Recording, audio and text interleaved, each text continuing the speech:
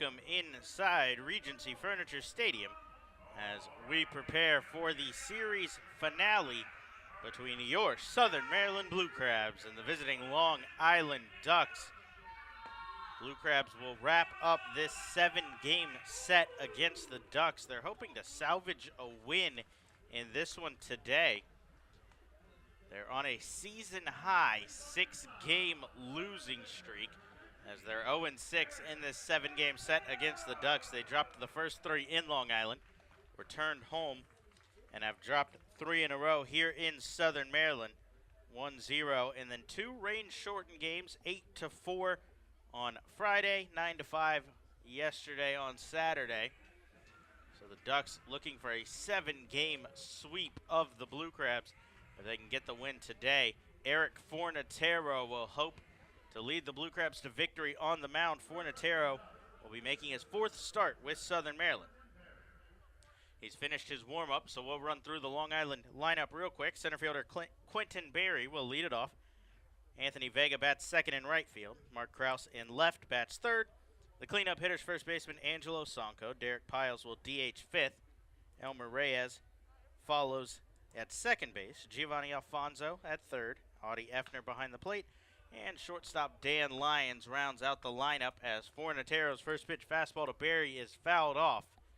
And we are underway with the finale here.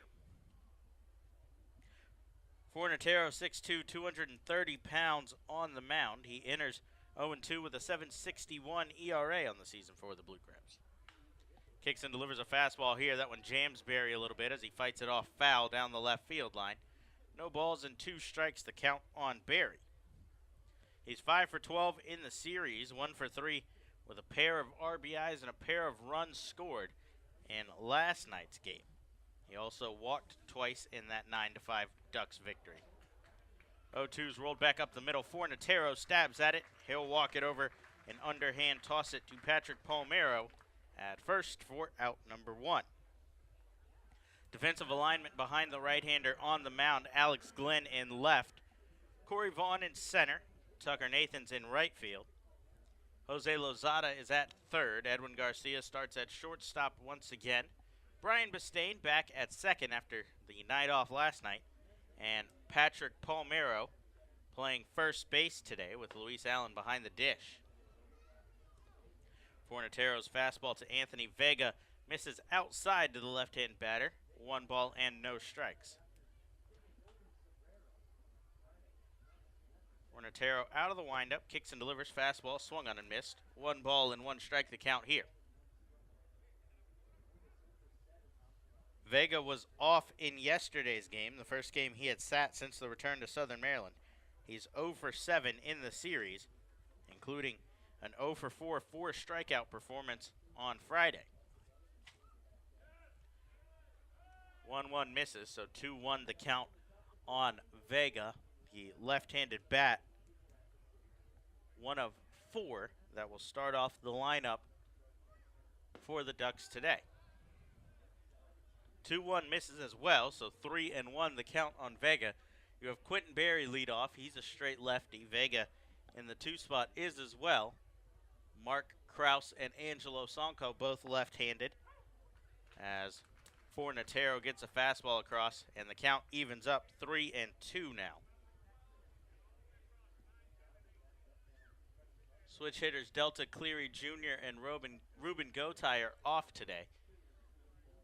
As Fornatero kicks and delivers payoff pitch. That one comes way too far inside. And Vega is aboard with a 1-out walk. So Vega back on base.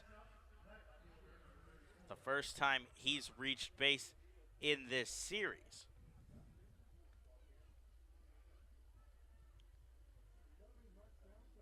That'll bring up the left-hander Mark Krause. He's playing left field today. We saw Krause play first in Game 1, DH in Game 2. Night off last night, returns to the lineup in the outfield. The versatile big man's 2 for 8 in the series. 4 RBIs for Krause. He comes in with 62 on the season as he takes first pitch fastball called strike. Krause's 62 RBIs tops on the Ducks, one ahead of the man on deck, Angelo Sonko. Infield shifts Krause to the right side to pull. Garcia right behind the second base bag as Fornatero drops a curveball in the outside corner. Called strike, 0-2. Krause not much speed at the plate. Fornatero looking for a ground ball here to get him out of this inning.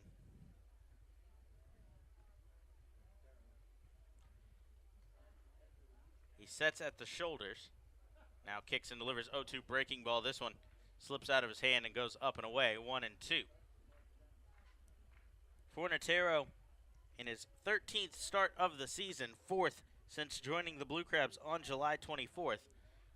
Blue Crabs acquired Fornatero as compensation for an earlier trade in which the Bees received Jamar Walton for a player to be named later. Check swing by Krause at the plate. Went around, says the home plate umpire Nate Caldwell. And Krause is set down on strikes for out number 2.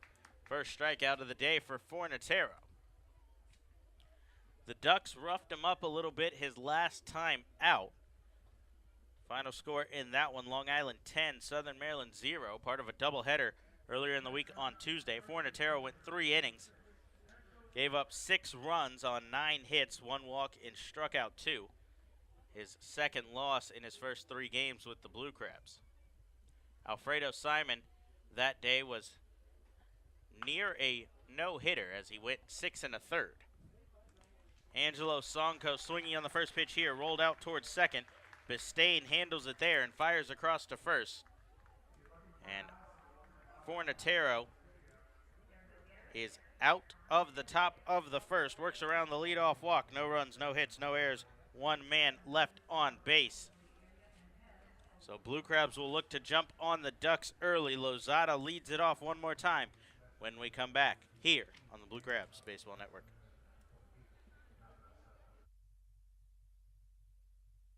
Hey, this is Cody Hebner, pitcher for the Southern Maryland Blue Crabs. Join me at select Saturday home games throughout the season as the Blue Crabs light up the night sky with post-game Saturday night firework extravaganzas. For more information, please visit our website at somdbluecrabs.com or call us at 301-638-9788. Blue Crabs fans, the Blue Crabs are celebrating their 10th anniversary season in 2017, and they can't do it without you. Join the team all season long for special giveaways and ongoing 10-year tributes with group tickets starting at just $10.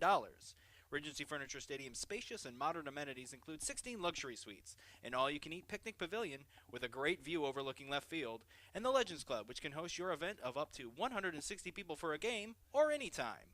Call today at 301-638-9788 to speak with a sales executive or visit somdbluecrabs.com for more information. The Southern Maryland Blue Crabs would like to congratulate Joe Gannon on being voted by fans as the starting pitcher for the Blue Crabs' 10-year team.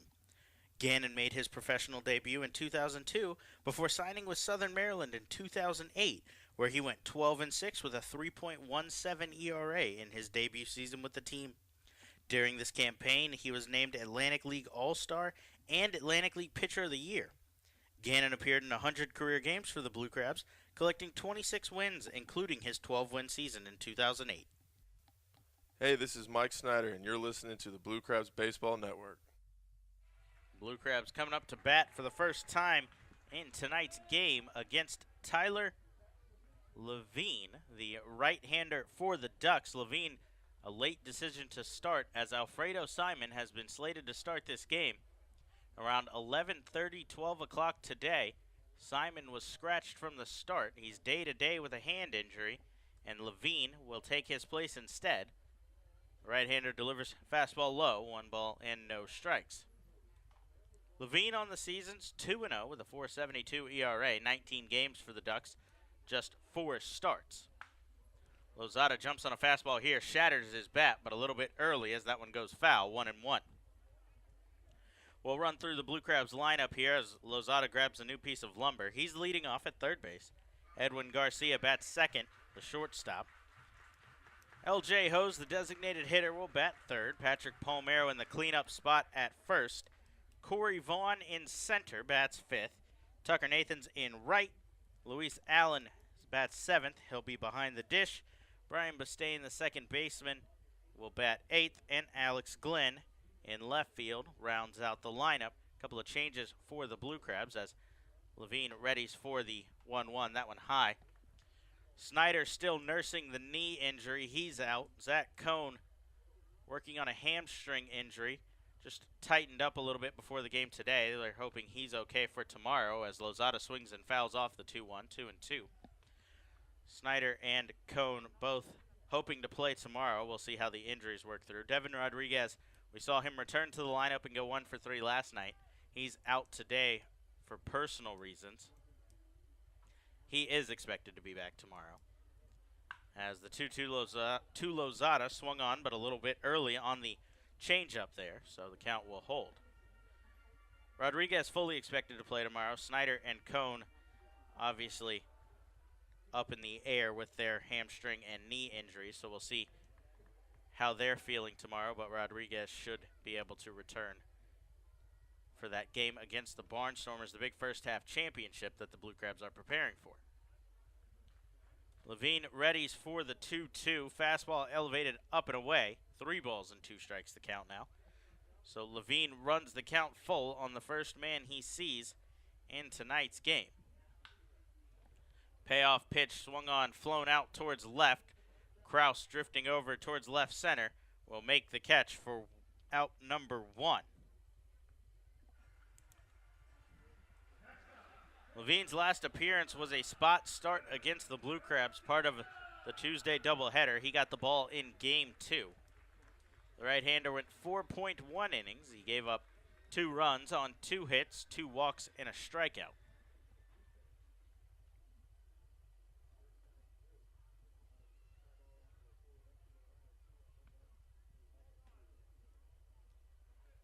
First pitch to Edwin Garcia here misses. 1 ball and no strikes.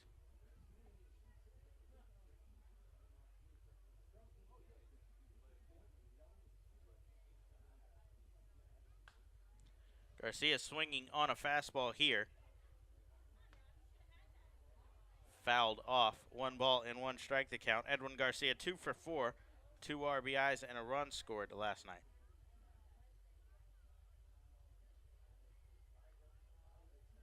Levine works fully out of the stretch. Comes sack, kicks, and delivers this one. A towering pop fly towards second base. Sonko will call for it from first and make the catch for out number 2. Defensive alignment behind the pitcher, Levine. Mark Kraus in left field. Quentin Berry in center. Anthony Vega in right. Giovanni Alfonso at third. Dan Lyons at shortstop. Elmer Reyes at second base. Angelo Sonko at first. And Audie Effner behind the plate.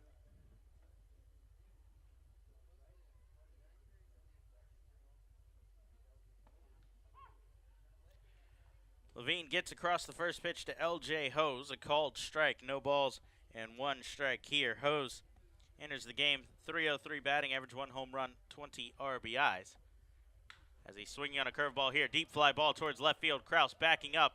He'll play it off the wall, or it's off the top of the wall. Hose trying to hustle into second. Throw in, tag. He gets around it safe. He calls time here to try to reset. I think that L.J. Hose thought he had a solo home run. Had pulled up and started jogging at first. Had to kick it into another gear on his way to second and dive around the tag from Elmer Reyes. From my view, that looked like that one might have gone out off the railing and come back in. But the third base umpire, Mike Williams, right on top of it, says that it hit off the top of the mini monster out and left. So Hose is aboard on second. An RBI opportunity upcoming for Patrick Palmeiro.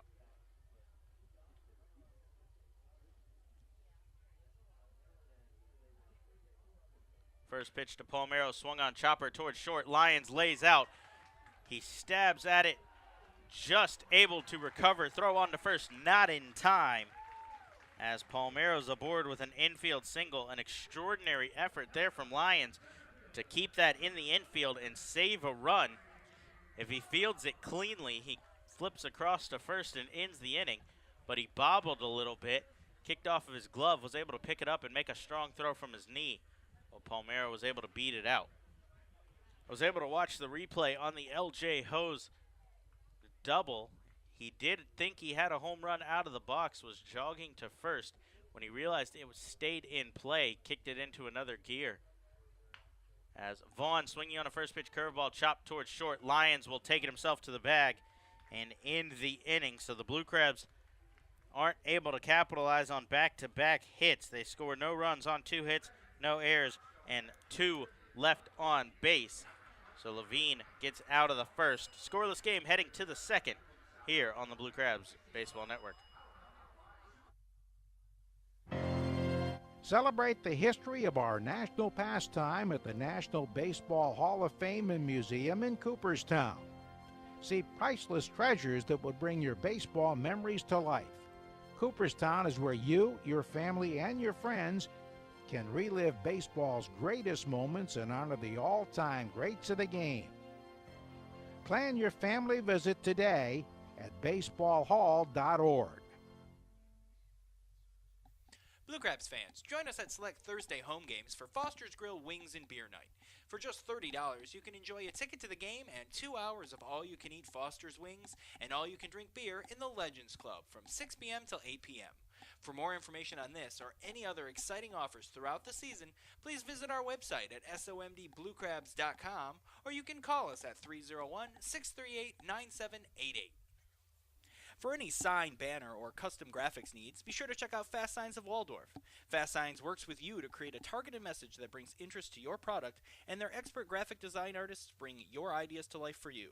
For more information on their products and services, visit their website at fastsigns.com/2017 or stop by their Waldorf location located at 11750 Business Park Drive, Suite 105, open Monday through Friday. Fast Signs, the official sign partner of the Southern Maryland Blue Crabs.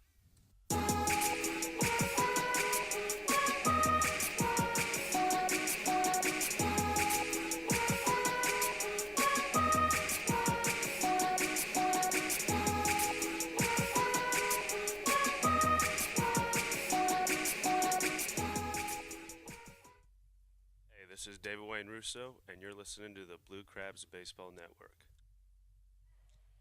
Scoreless ball game heading to the second here in the series finale between the Southern Maryland Blue Crabs and the Long Island Ducks. Eric Fornatero heads back to the mound to face the 5-6-7 in the Ducks lineup. Derek Piles will lead it off, the designated hitter tonight. Piles takes a fastball inside, 1 ball and no strikes. He made his first start as a member of the Ducks last night, going 1 for 4 with an RBI in that one. Chopper towards second here. Bastain handles it in the hole, spins and fires to first in time for out number 1. So Piles is set down as Fornatero looks to continue strong. It took him 13 pitches to get through the first, or 14, to get through the first. Just 2 to retire the first batter here as Elmer Reyes digs in. First pitch fastball from Fornatero to Reyes misses low and in, 1 ball and no strikes. Reyes hitting .287, 3 home runs, 41 RBIs on the season as he takes low again, 2 balls and no strikes. He's 2 for 10 in the series, 1 for 3 with an RBI, a run, and a walk last night. Fornatero out of the windup, kicks and delivers. 2-0 fastball, just misses off the plate away. 3-0 the count here.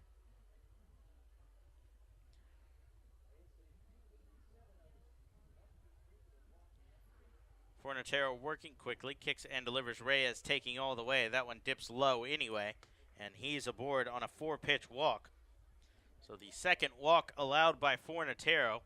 They've come in the same spot in both innings. He's gotten the first out relatively quickly and then allows a walk. So the second inning starts just like the first, hopefully ends just like the first, as Giovanni Alfonso will dig in with 1 out and a man aboard. Blue Crabs in double play depth up the middle. Palmero is holding at first as Fornatero sets at the shoulders, kicks and delivers fastball inside 1-0. That's 5 straight balls from Fornatero on the mound as he'll look to settle in and piece it together here.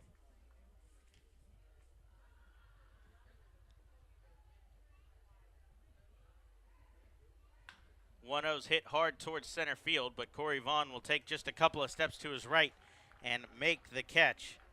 A line drive from Alfonso, but in the wrong spot, and he's retired for out number 2.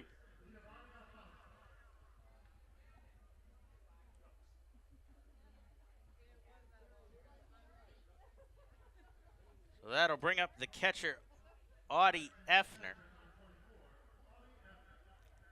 Effner made his Ducks debut on Friday night.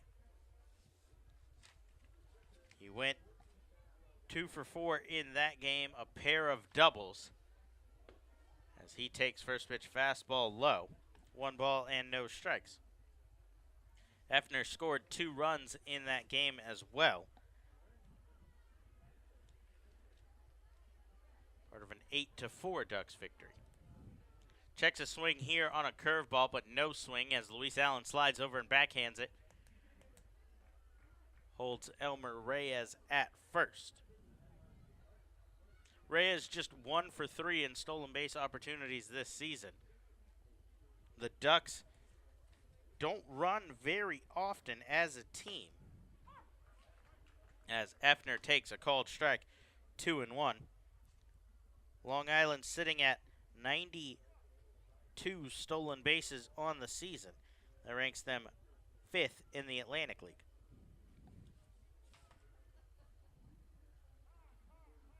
Time called as Fornatero came set for the 2-1. Effner steps out of the box to reset.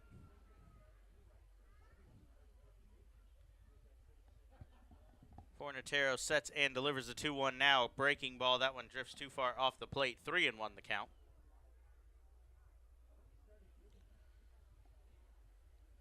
Fornatero has gotten outs very quickly, but when he falls behind in the count, he's been unable to battle back to this point. He'll hope to change that here against Effner as the 3-1's rolled towards short. Garcia unable to field that one as it kicks off of his glove and into left field. An error on Edwin Garcia, and the inning will continue. Effner's aboard. Reyes will advance into scoring position at second.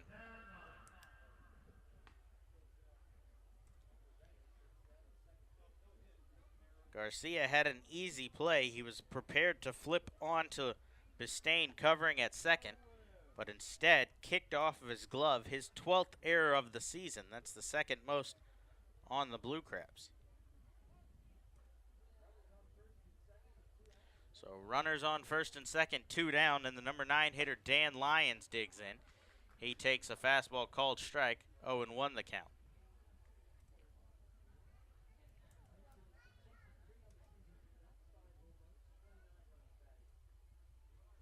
Fornatero sets for the 0-1, hoping to bail his shortstop out. Ground ball to second. Bistain will field it and fire on to first. Palmero makes the catch, and the inning is over. So the Blue Crabs escape the top of the second despite the error. Long Island unable to capitalize. No runs on 1 hit, or no hits, 1 error, and 2 men left on base. Blue Crabs send up Tucker Nathans to lead it off against Levine when we come back on the Blue Crabs Baseball Network. Kids, bring mom and dad out this August for select Sunday home games for appearances from your favorite characters. On Sunday, August 13th, the Blue Crabs will host characters from Paw Patrol. And on Sunday, August 20th, we will have a visit from your favorite Beauty and the Beast characters. Both games start at 2:05, and we will also feature a pregame player autograph session and postgame Kids Run the Bases. Call 301-638-9788 for tickets or more information, or visit somdbluecrabs.com. The Blue Crabs would like to thank Domino's Pizza for their sponsorship for the 2017 season. Be sure to try Domino's new stuffed cheesy bread or their oven-baked sandwiches, featured on their 2 for $5.99 menu. To find a location near you or to place an order online, please visit www.dominos.com. Domino's Pizza, the official pizza sponsor of the Southern Maryland Blue Crabs. At their location at 173 St. Patrick's Drive, Grill 13 makes it easy to enjoy their Irish fare and great drink specials every day. At Grill 13, they believe in good food, good drinks, good people, coupled with extraordinary customer service and cleanliness to make you feel part of the family. Whether lunch, dinner, or a round of drinks after the long workday, visiting Grill 13 is always a great experience.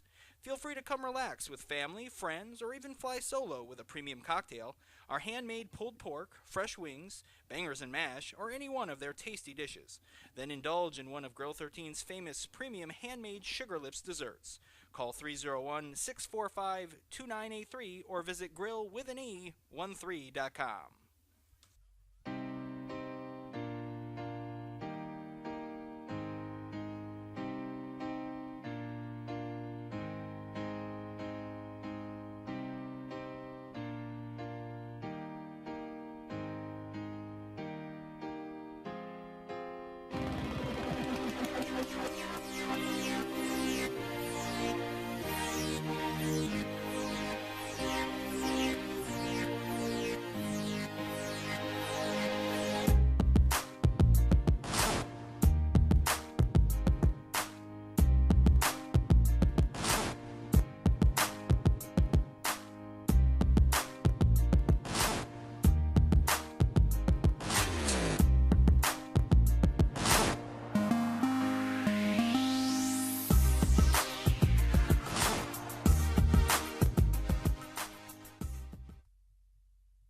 Back inside Regency Furniture Stadium as Tucker Nathan leads off the bottom of the second here.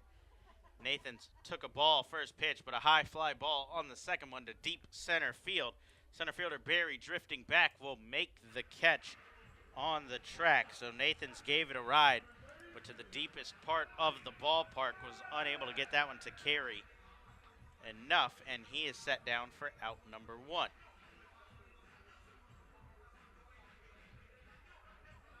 Wind today blowing straight out to right center field. So if Nathans would have pulled that even the slightest bit, might have had his first home run, but instead sends Barry all the way back to the track in dead center, the deepest part of the park. Luis Allen digs in now. He takes first pitch breaking ball low and away, 1 ball and no strikes. Allen 1 for 4 in last night's matchup. As he shoots one out towards left here, sinking line drive. That's going to get down in front of Kraus. And Luis Allen is aboard with a 1-out single. Allen looking to heat his bat up after the day off. He now has a hit in back-to-back games since resting in Friday's game. That'll bring in the second baseman, Brian Bistain. Bistain looking for his first hit in the series against the Ducks. He's 0 for 9, was 0 for 1 with a run in last night's game. He pinch hit for Devin Rodriguez in that one. Bistain swinging on the first pitch, fly ball towards center. Couple of steps back for Barry, and he'll camp under that one. Make the catch for out number 2, so it takes Levine just 1 pitch to retire Bistain. 2 down now, and that'll bring up the number 9 hitter, Alex Glenn. Glenn has struggled since his acquisition on July 28th. He's hitting .071, just 2 for 28. Yet to record a hit here in Southern Maryland. He's 0 for 15. He takes first pitch fastball in the inside corner, 0-1. Not much speed in Allen on first, so the Ducks elect to send Sonko back in regular position rather than hold the runner. Glenn pops up the 0-1 towards shallow left. Kraus coming in, calls off Lyons, who was backtracking, and makes the catch to retire the side. So Levine works around the 1-out single. He allows no hits, no runs on 1 hit, no errors, 1 left on base. Each team has stranded 3 as we head to the third here on the Blue Crabs Baseball Network.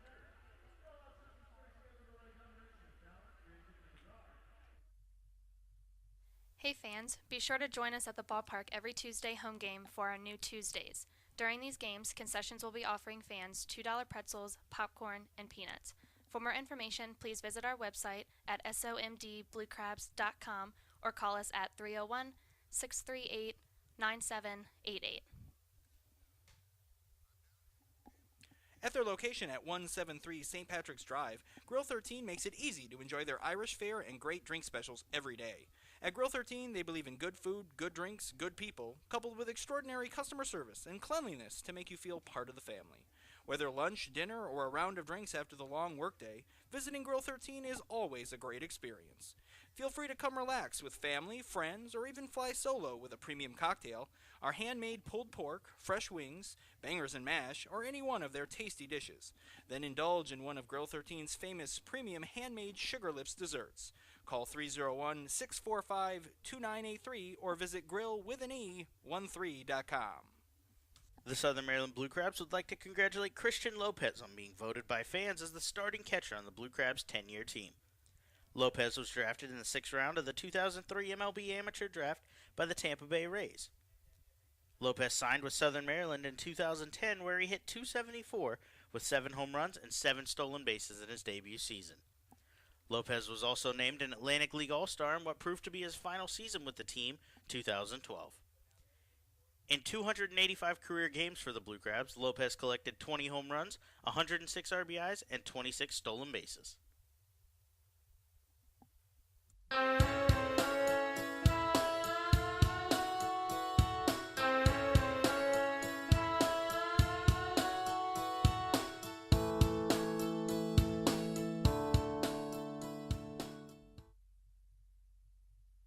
Hey, this is Zach Cohn, and you're listening to Blue Crabs Baseball Network.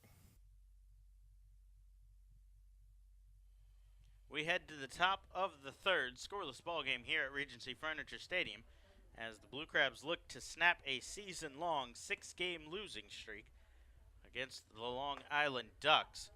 Fornatero back on the mound, top of the lineup, due up for the Ducks, as Quentin Berry digs in and takes a fastball in the outside corner. No balls and 1 strike. Fornatero readies for the 0-1, kicks and delivers this one high, 1 ball and 1 strike. Berry fell behind 0-2 in his first at-bat, led off the game by grounding out to Fornatero up the middle. 1-1 pitch, a fastball dips too far, low and away. 2 balls and 1 strike the count here. Berry has struggled at the plate on the season. He's hitting just .213 for the Ducks. No home runs, 8 RBIs. Breaking ball here on the 2-1 comes back across the outside corner. 2 balls and 2 strikes. Berry has put up 12 runs in 22 starts, though, for the Ducks. So when he does get on base, he's a problem. 13 stolen bases as well. 2-2, Fornatero goes back to the breaking ball. That one's fouled off, and the count will hold on Berry to lead off this top of the 3rd. Fornatero has walked 2, and Audie Effner reached via error. That's all the Ducks have to show thus far. Blue Crabs have 3 hits on the other side, but nothing on the board as well. 2-2 pitch, fastball, check swing from Berry. That one sent down to the third base umpire, Mike Williams. No swing, and the count runs full.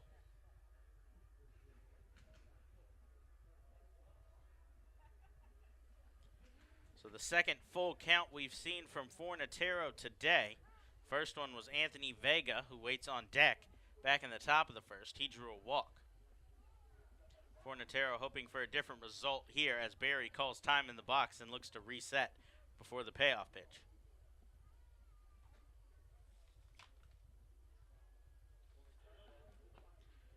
(3-2) on its way. Another breaking ball. Berry thinks about offering, but able to hold back. And he's aboard the 3rd walk of the day allowed by Fornatero, as the leadoff man will reach base for the first time.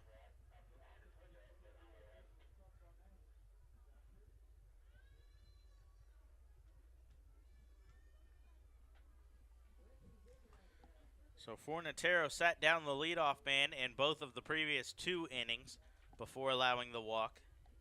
Berry draws the walk to lead off here in the 3rd, as he's aboard for Anthony Vega.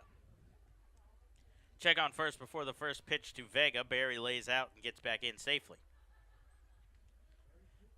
Vega walked in his first at-bat. We mentioned that, worked the count full before being issued the free pass. As Fornatero gets a fastball across, first pitch to him, no balls and 1 strike. We mentioned Barry, 13 stolen bases on the season. He's 13 for 16, so Fornatero needs to keep an eye on him. Lozada is up on the lip of the grass, as we've seen Vega square to bunt multiple times in this series. We've also seen him square to bunt, pull back, and swing away for a double earlier in the series. Fornatero sets for the 0-1. Barry off from first, breaking ball inside. That one misses. No throw from Luis Allen as he tried to hold up. Ball slipped from his hand and rolled back out to the mound to Fornatero. But he wasn't going to throw down anyway, never stood a chance as Barry got a fantastic jump. And with the breaking ball, Allen was left with no opportunity to throw the runner out. So Barry moves into scoring position. Was his 14th stolen base of the season. See if Vega's squaring around here as Fornatero readies for the 1-1. He does square around, pushes it towards the left side of the infield. Fornatero can't get off the mound and get it. And Vega is aboard with an infield single. I mentioned that Vega loved to square around and bunt. That was a good sacrifice opportunity. He squared late, though, as if trying to get the hit. It was right in between Lozada and Fornatero. Lozada thought Fornatero had it and left it alone. Fornatero, who falls off to the first base side, was unable to recover his weight and move back towards the third base side, and it squeaked by him towards the shortstop position. So runners on the corners, nobody out, and the RBI leader on the Ducks, Mark Kraus, digging into the left-handed batter's box. Kraus 0 for 1. He struck out in his first at-bat as Fornatero kicks and delivers. First pitch swung on, fouled off down the left field line.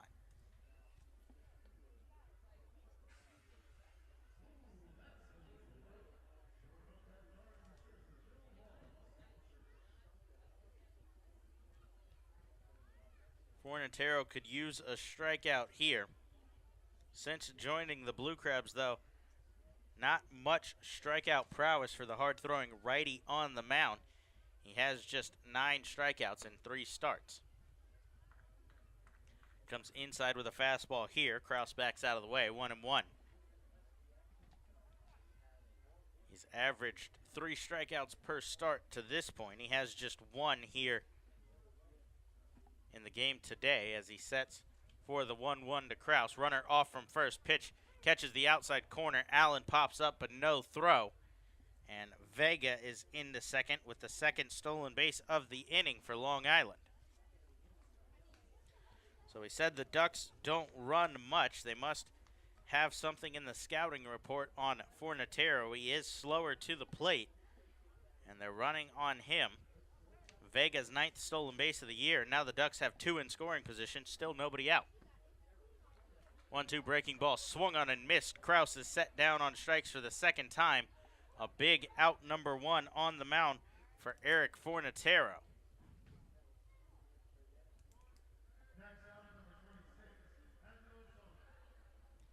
So second and third, 1 out. Angelo Sonko will dig in. Sonko second on the team in RBIs. He leads the Ducks in home runs to this point. .259 batting average, 19 home runs, 61 RBIs, 1 behind Kraus. He's got a chance to retake the lead with 2 in scoring position as he rolls one through the right side. That's going to get through. Barry will score. Vega will come around. No throw. He will score. A 2-run single for Angelo Sonko. And the Ducks strike first once again. Sonko's 62nd and 63rd RBIs of the season. We said he had a chance to retake the RBI lead, and he capitalizes on that by picking up 2 on an RBI single. That moves him into 3rd in the Atlantic League. He trails Michael Snyder and Isaiah Tejeda of the York Revolution by just 1 now. As Fornatero misses a fastball low on the first pitch to Derek Piles. Piles grounded out to second in his first at-bat. He's 0 for 1. Breaking ball here. That one stays too high and tight. 2 balls and no strikes on Piles.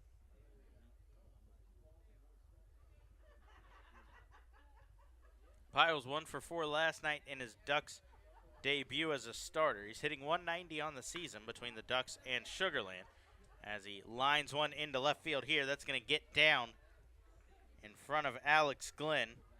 Back-to-back singles, and the Ducks are threatening again. That'll bring out manager James Frisbee for a conference with his starter as Fornatero, after not allowing a hit through the first 2 innings, has given up 3 here in this inning. He's already given up 2 runs. The Ducks have 2 men aboard and still just 1 out. Frisbee, Fornatero, and catcher Luis Allen will discuss how they want to go after Elmer Reyes, try to get a ground ball from the Ducks' second baseman and potentially work out of the inning.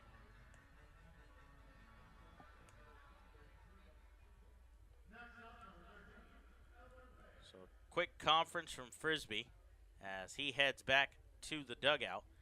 Fornatero will go back to work trying to get out of the jam. First and second, 1 out. Elmer Reyes coming up. Reyes walked in his first at-bat.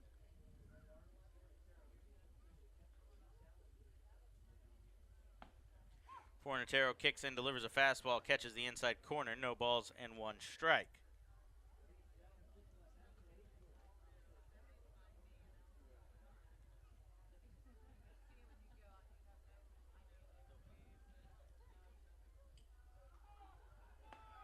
Time is called as Fornatero did not pause before the 0-1.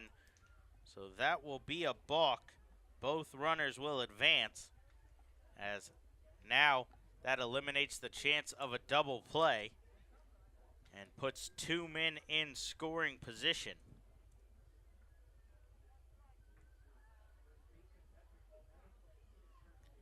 So Palmero moves in at first base as he'll look to cut down the runner coming home. Lozada halfway at third. The middle infield back as Fornatero tosses a breaking ball. That one dips low and away. 1 ball and 1 strike now. The 5th balk that's been called on Blue Crabs pitchers this year. The first since Eric Fornatero joined the Blue Crabs. He did have 3 with the New Britain Bees, though. 1-1 breaking ball swung on and missed. 1-2 the count now.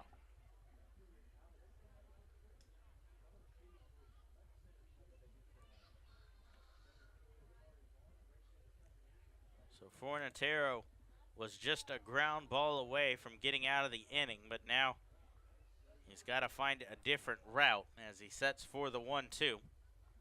Breaking ball swung on and fouled back. Reyes able to fight that one off as it kept tailing away from him out of the zone.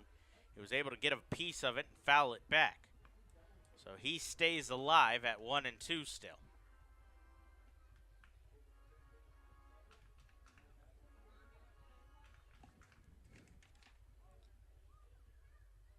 Reyes with 41 RBIs on the season, looking to add a couple to that as Fornatero sets for the 1-2 pitch. This one shot down the third baseline, foul. A hard line drive there. Lozada never stood a chance, but it landed about a foot to the left of third base. So Reyes narrowly misses an RBI double, and instead will have to dig back in, still behind in the count, 1 ball and 2 strikes.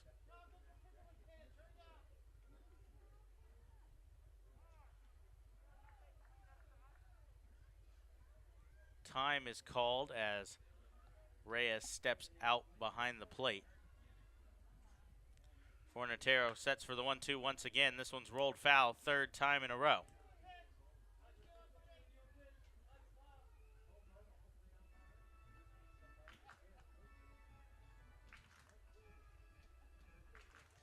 So we'll see the 1-2 one more time as Reyes heads back to the box.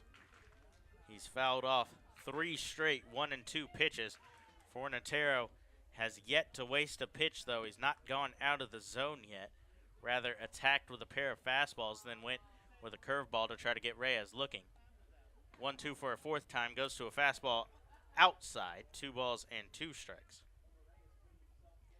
Pitch count has risen rapidly for Fornatero here in this inning. 54 pitches through 2 1/3. Sets for the 2-2 pitch. Fastball up in the zone. Reyes thought about offering, but able to hold back. And the count runs full. 3rd full count of the day for Ducks batters.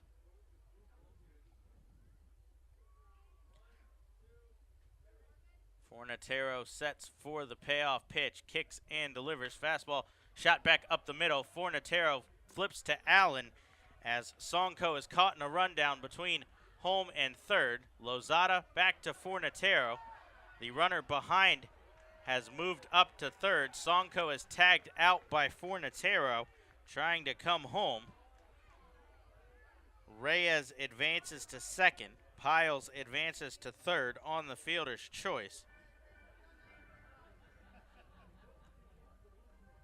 It will go down as a 1-2-5-1 putout.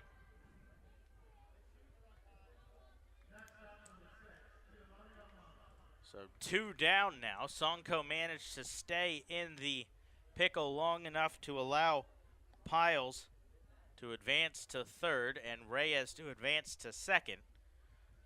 So the Ducks in the same situation they just were, but this time with 2 outs. So Fornatero can get any type of out to avoid giving up any more runs in this inning. He did a good job to grab that one and be aware of the situation, fire home, as Sonko thought it was up the middle, had already come. Swinging on the first pitch is Alfonso. Glenn comes in, slides, and makes the catch to end the inning. A good play in left field from Alex Glenn ends the frame, but not before the Ducks open up the scoring. They put up 2 runs on 3 hits, no errors, leave 2 men on base. They lead 2-0. Blue Crabs looking to respond with the top of the lineup when we come back here on the Blue Crabs Baseball Network. Don't forget, kids, every Sunday is Kids Day at the ballpark. Bring the whole family out to the ballpark and enjoy a pregame autograph session with the Blue Crabs players. Free admission to Pitches Playground, and postgame, kids run the bases. For more information on this or any other exciting events throughout the season, please visit our website at somdbluecrabs.com, or you can call us at 301-638-9788. TN Bose Heating and Air Conditioning is proud to present Fans for Our Fans at Regency Furniture Stadium this 2017 season. When the temperature at game time is expected to be a scorcher, TN Bose will do what they do best, keep you always the right temperature, by providing hand fans to the first 200 guests entering the stadium that day. Learn more about their technologically advanced AeroSeal duct sealing procedure online at tnbose.com. TN Bose for all of your air conditioning and heating needs. The Southern Maryland Blue Crabs want to congratulate Casey Benjamin on being named as the 2nd baseman on the Blue Crabs 10-year team. Benjamin was signed out of Tennessee Technological Institute by the Texas Rangers organization, where he made his professional baseball debut. He signed with Southern Maryland in 2010, where he hit .304 with 20 home runs in 112 games. Benjamin played in 327 career games with the Blue Crabs, hitting 54 home runs and driving in 209 runs over his 3 seasons with the team.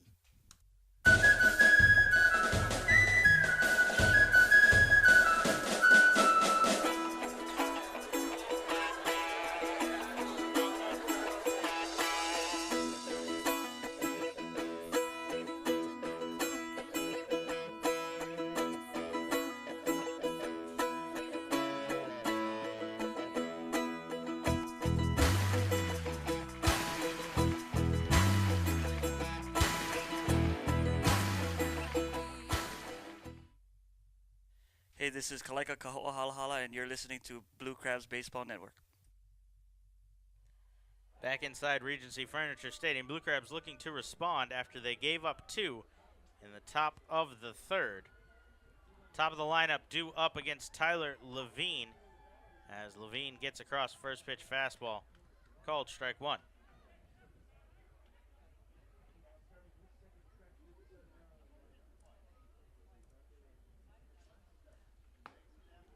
Lozada squares to bunt, but able to pull back as that one dips low and away. 1 ball and 1 strike.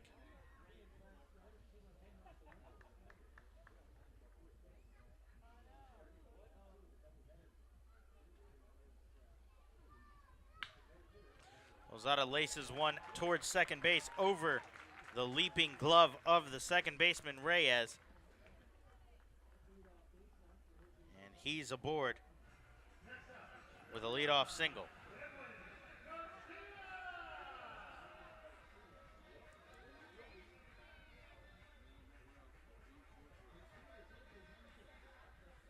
So Lozada starts it off right here in the bottom of the third as the Blue Crabs look to respond to the pair of runs from the Ducks. They've got the right part of the lineup up now as Edwin Garcia's in. He takes ball low and away. Garcia 0 for 1 today. He popped out to first, but he's coming off of his 25th multi-hit game of the season, 2 for 4 in last night's matchup. He's on a 3-game hitting streak heading into this one as Lozada off from first. Levine pitch a called strike. Throw down to second. Well in time as Lozada, a very bad jump off of first that time, and he's caught stealing for out number 1. So the aggression doesn't pay off there as Lozada is cut down trying to steal. 6th time he's been thrown out this season.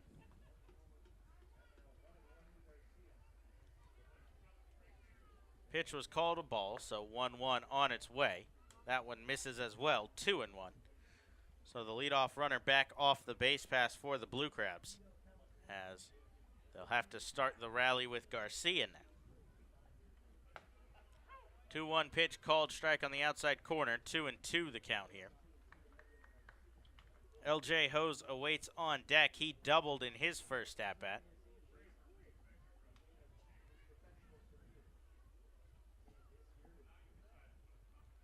Levine readies for the 2-2 breaking ball. Check swing, went around, said Nate Caldwell behind the plate. And now 2 down here in the inning. So after a promising start on a leadoff single, caught stealing and a strikeout. And the Blue Crabs are back where they were in the first. 2 down and nobody aboard for LJ Hose. As we mentioned, Hose doubled in the first. He advanced to third, but was stranded there with 2 outs in the inning as he takes first pitch fastball just off the outside corner. 1 ball and no strikes.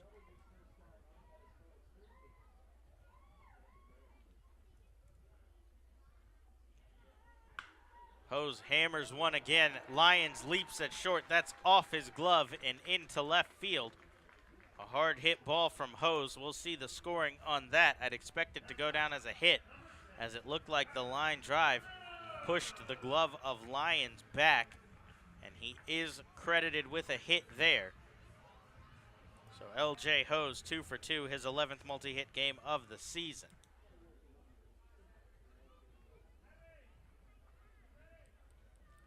So Hose is aboard with 2 outs for the dangerous bat of Patrick Palmeiro, batting in the cleanup spot for the 2nd night in a row. With the absence of Michael Snyder, they moved the power of Palmeiro up. Hose is off on the first pitch, curveball, and the throw down not in time as LJ Hose, with a walking lead off of Levine, moves himself into scoring position once again for Palmeiro. Another RBI chance for the right-hander at the plate.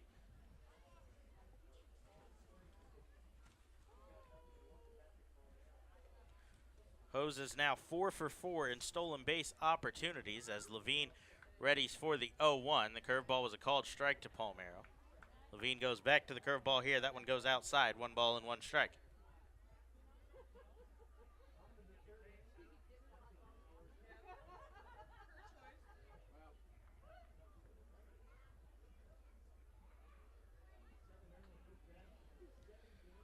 Palmero resets in the box before the 1-1 pitch. Levine gives a look at Hose, now kicks and delivers another curveball. That one's hammered towards deep left field. If it's fair, it's gone. It's drifting down the line. Foul, says the home plate umpire, Nate Caldwell. Palmero just missed tying this game on a 2-run home run. He got a little bit too far in front of a hanging curveball from Levine, undoubtedly not where he wanted that pitch to be.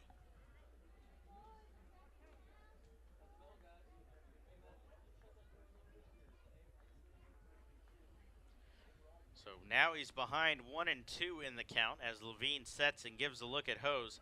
Now kicks and delivers fastball. That one's ripped towards third. Alfonso with a sliding backhand play up on his feet, fires to first, and the inning is over. Palmero almost tied the game on a home run and then narrowly missed a double down the line, but instead is retired to end the inning. The Blue Crabs unable to capitalize after a caught stealing. They score no runs on 2 hits, no errors, leave 1 on base. Fornatero back to the mound, hoping to keep the score right where it's at, 8-9-1, due up for Long Island when we come back on the Blue Crabs Baseball Network. Prince Frederick Ford Dodge Jeep welcomes Brothers Osborne. CMA Vocal Duo of the Year, Brothers Osborne. Live Friday, August 25th, Calvert Marine Museum. Brothers Osborne. Tickets and information available at calvertmarinemuseum.com or by calling our 24-hour hotline at 1-800-787-9454. Hey Blue Crabs fans, this is Justin DeFreitas. For all my grocery and deli needs, I head over to Nick's of Clinton. Nick's of Clinton aims to offer a unique shopping alternative to the larger grocery stores while providing a family-oriented experience for all their customers. Nick's of Clinton, the official hot dog and sausage sponsor of Southern Maryland Blue Crabs. The Southern Maryland Blue Crabs would like to congratulate Eric Crozier on being voted by fans as the starting first baseman on the Blue Crabs 10-year team. Crozier was originally drafted in the 41st round of the 2000 MLB Amateur Draft by the Cleveland Indians and made his MLB debut in 2004 with the Toronto Blue Jays. While in the major leagues with the Blue Jays, he collected 2 home runs in 14 games in his 2004 debut season. He signed with Southern Maryland in 2008, hitting .265 with 13 home runs and 10 stolen bases that season. He appeared in 279 career games for the Blue Crabs, collecting 44 home runs and 149 RBIs in 3 seasons.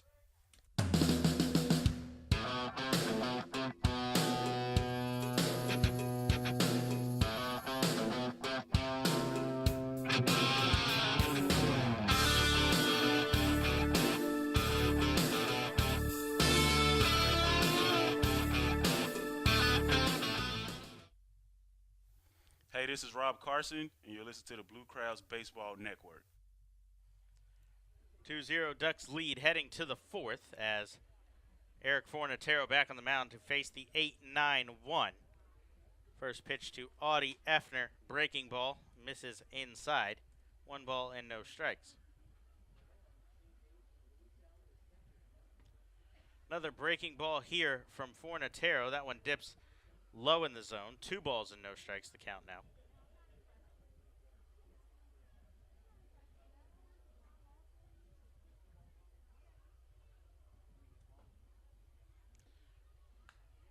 Fornatero goes to the fastball for the first time in the at-bat. That one's fouled straight back. 2 balls and 1 strike. Effner reached on an error his first time up. That was Edwin Garcia's 12th error of the season. Fastball from Fornatero, called strike, evens the count. 2 balls and 2 strikes here. This game and the one between the Somerset Patriots, Lancaster Barnstormers, the only 2 in the Atlantic League that started at 2:05 today. The other start times 1:05 and 1:35. Payoff pitch, a curveball. Effner fights it off, foul to stay alive. Look around the rest of the scores of the Atlantic League. New Britain leads the York Revolution 5-2 in the bottom of the 5th at People's Bank Ballpark. Sugarland at the ballpark at Harbor Yard. They're trailing 3-2 against the Bridgeport Bluefish. As the payoff pitch one more time, this one misses low. Another leadoff walk for Fornatero. That's the fourth batter he's walked and starts this inning the same way as the third. Finish up the Atlantic League scoreboard. The other game going on, Somerset Patriots have a 2-0 lead against the Lancaster Barnstormers at Clipper Magazine Stadium. The Barnstormers will head here to Southern Maryland after that one and prepare for the first half championship game tomorrow. As Fornatero kicks and delivers fastball called strike to Dan Lyons. Both the Blue Crabs and the Barnstormers finished the first half 38 and 31. So they'll decide the winner in tomorrow's matchup. Winner clinches a playoff berth and the first half division title. Barnstormers are leading the Freedom Division in the second half over the York Revolution. Lancaster's second half record 22 and 14. York 21 and 15, just a game behind. Blue Crabs sitting at 13 and 22, 8.5 out of the second half. Fornatero sets for the 0-2 curveball here. That one goes off the plate away. 1 ball and 2 strikes. So that game becoming ever more important as the days go by. The Blue Crabs continue to drop games and fall further back in the second half and in the wild card. They're now 4.5 games out of the wild card. And we mentioned 8.5 out of the second half championship. So it's looking like they have to win tomorrow. Ground ball to third, throw on to second to Bistain in time. The turn not in time. So a 5-4 fielder's choice for Dan Lyons as Effner's cut down on his way to second, but Lyons was able to beat it out down the line. So as I was saying, it looks like the Blue Crabs, who held a healthy margin in the wild card, should any team win both the first and second half in either division. That's the Atlantic League rule. It doesn't have to be the wild card from your specific division. They were up there with the Bridgeport Bluefish after the first half, but Bridgeport has pulled away with the wild card. The Long Island Ducks have surpassed the Blue Crabs in the wild card as well, and they also lead the Liberty Division on the other side in the second half. So the Blue Crabs' route to the playoff growing slimmer. It'll have to probably come down to that Monday game. We mentioned they are just 4.5 out of the wild card, but that growing bigger and bigger by the day. Fornatero delivers an 0-1 fastball low and inside to Quentin Berry at the plate. Berry's 0 for 1. He walked in the third, stole second, and came across to score on an RBI single from Angelo Sonko. Sonko has both RBIs in the game thus far. His 2 RBI singles scored Berry and the man on deck, Anthony Vega. Fly ball out towards center as Vaughn, drifting back, will make the catch for the second out here in the inning. So Fornatero has responded better to the leadoff walk this inning, as last inning it came back to bite him. He's got 2 down here, 1 out away from working around it. Anthony Vega digging in. Vega 1 for 1 with a walk, a single, and a run scored. He stole a base as well. His first hit of the series. As first pitch fastball called strike. No balls and 1 strike here.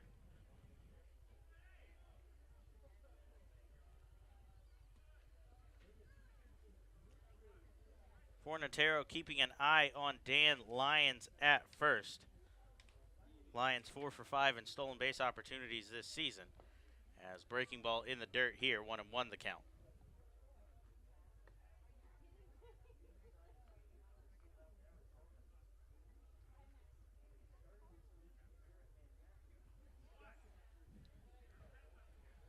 So Vega has reached base in both at-bats after not reaching base in his first 2 starts of the series. Lyons off from first, big jump.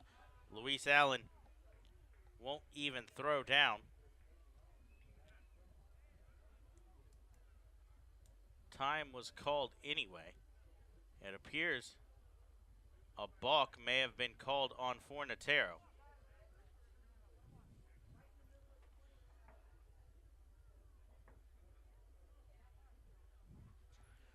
So, second balk of the day called on Fornatero as he now sets with a man in scoring position. That one comes inside, 2 balls and 1 strike.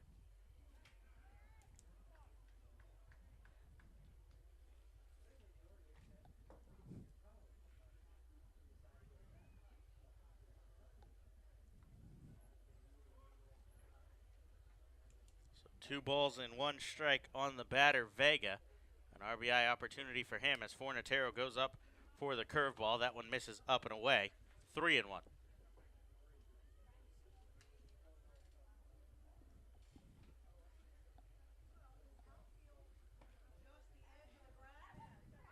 So Fornatero has fallen well behind Vega. He got the strike across, but the balk was called as he once again didn't pause. 3-1 curveball up in the zone, but Vega rolls over on it. Palmeiro picks it up, slides into first base to end the inning, the 3 unassisted. So Fornatero leaves the man in scoring position. The 6th runner he stranded. Gives up no runs on no hits, no errors, 1 man left on base. Blue Crabs looking to get the offense going in the bottom of the 4th. Corey Vaughn leads it off when we come back on the Blue Crabs Baseball Network.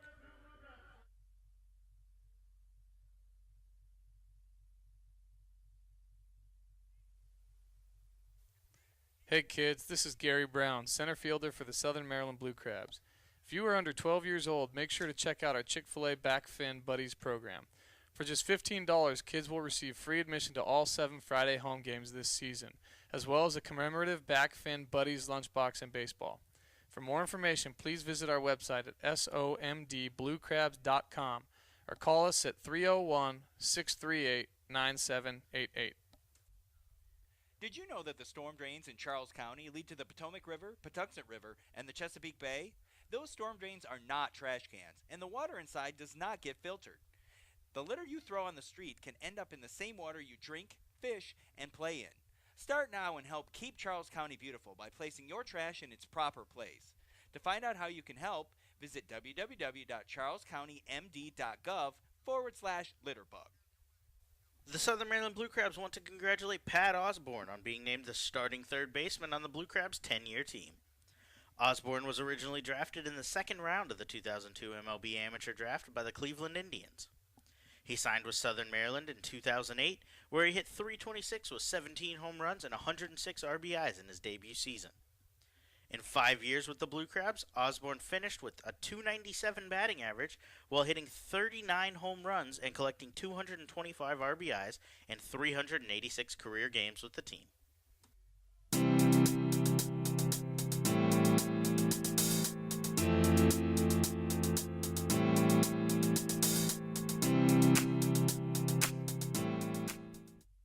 Hey, this is Edwin Garcia, and you listen to the Blue Crab Baseball Network. Back inside Regency Furniture Stadium as Corey Vaughn will lead off the bottom of the 4th against Tyler Levine. Vaughn swinging on the first pitch, low in the zone, swung on and missed, 0-1.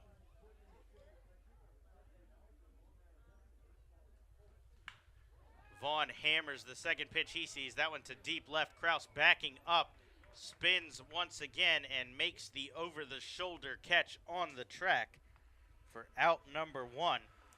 So a good play out there from a big man in left. Kraus, 6'2", 245. Spun the wrong way off the bat, was able to turn around, recover, and make the play. A good play for someone who spends a lot of time serving as a DH and first baseman. So Vaughn is set down on a hard hit ball for out number 1. That'll bring in Tucker Nathans. Nathan swinging on the first pitch, driven towards right center field. That's going to get down in the gap. Nathan's around first, on his way to second. He'll keep going there. He's around. The relay throw from Reyes not going to be in time as Nathan slides in safe. A one-out triple for Tucker Nathans. He's finding his swing back here in Southern Maryland. He struggled a bit on the road after his acquisition. He was 2 for 9 in Long Island, but he went 3 for 3 last night after an 0 for 3 debut at home. So 3 for 3 last night. He narrowly missed a home run, hitting it to the deepest part of the park, sending Quentin Berry with his back against the wall in center. And that time hammers it to the right center field gap. He stands on third with 1 out for Luis Allen. First pitch, breaking ball in the dirt. Effner swallows it up behind the plate. 1 ball and no strikes. So Nathans picks up the triple. That's the 14th triple of the season for the Blue Crabs. 11 of those 14 have been here at home. 1-0 just misses low. 2 balls and no strikes. Luis Allen's 1 for 1. He singled in his first at-bat. A 1-out single back in the second inning, but nothing doing after back-to-back fly balls in that one. Levine sets for the 2-0 to Allen. That one right down the middle, taking all the way, it appeared, from the catcher. So 2-1 this time.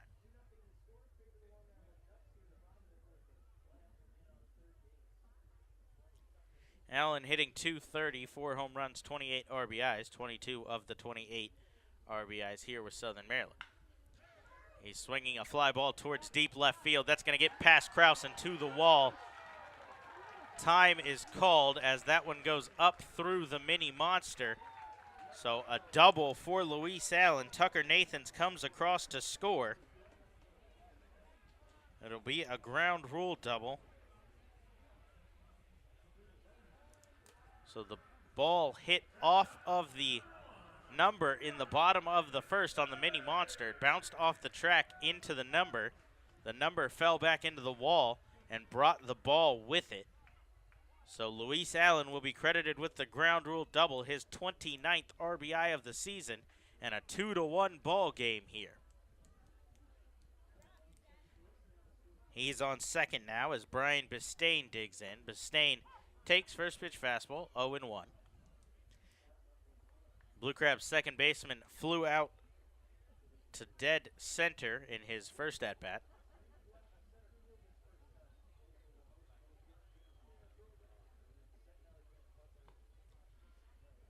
Levine goes back to the fastball. That one low, 1 ball and 1 strike.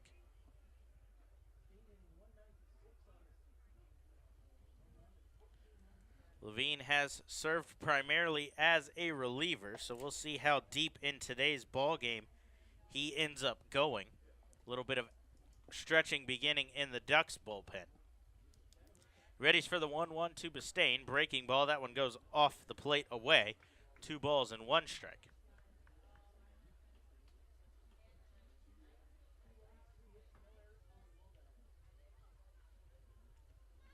A long look in at his catcher here before finally coming set at the belt for the 2-1. He gives a look at Allen. Now kicks and delivers. Chopper up the middle. Lyons behind the second base bag will make the play. Fire on to first. Sonko has to leap off the base, but he lays the tag on Bistain for the out. So Sonko saves an error. Bistain moves Allen up to third. So he's just a pass ball or wild pitch away from tying this ball game. Alex Glenn digs into the box. He's the other option for tying this game, looking for his first RBI. He's 0 for 1 on the day, flew out to left in his first at-bat. He takes fastball called strike low in the zone, 0-1. Glenn looking for a lot of firsts here. His first hit at home with the Blue Crabs. He's 0 for 16. His first RBI, as he's yet to record one of those since joining the team on July 28th. 0-1, changeup in the dirt.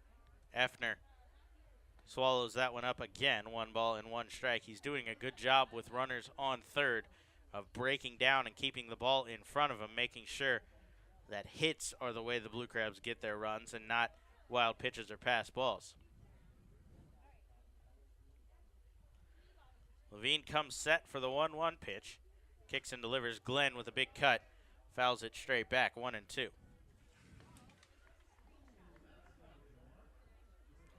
This is the 10th start for Alex Glenn, 11th game he's appeared in. He's 2 for 28, 1 run scored. He's doubled once as well. He struck out 6 times in 28 at-bats. Checks his swing here on a 1-2 breaking ball. No swing, though, says Caldwell behind the plate. And the count goes to 2 balls and 2 strikes.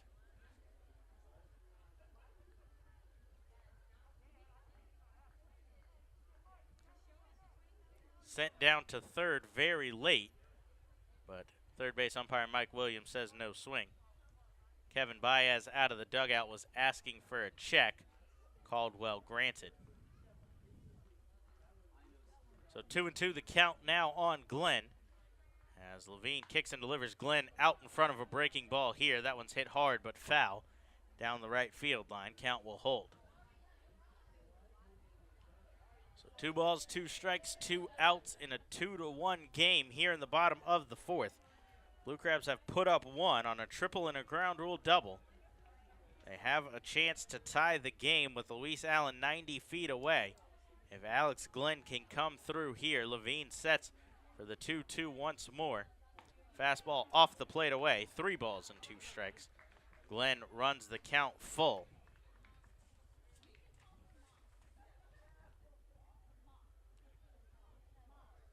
He's drawn just 1 walk since joining the team.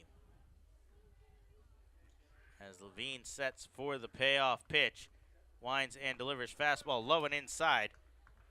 Glenn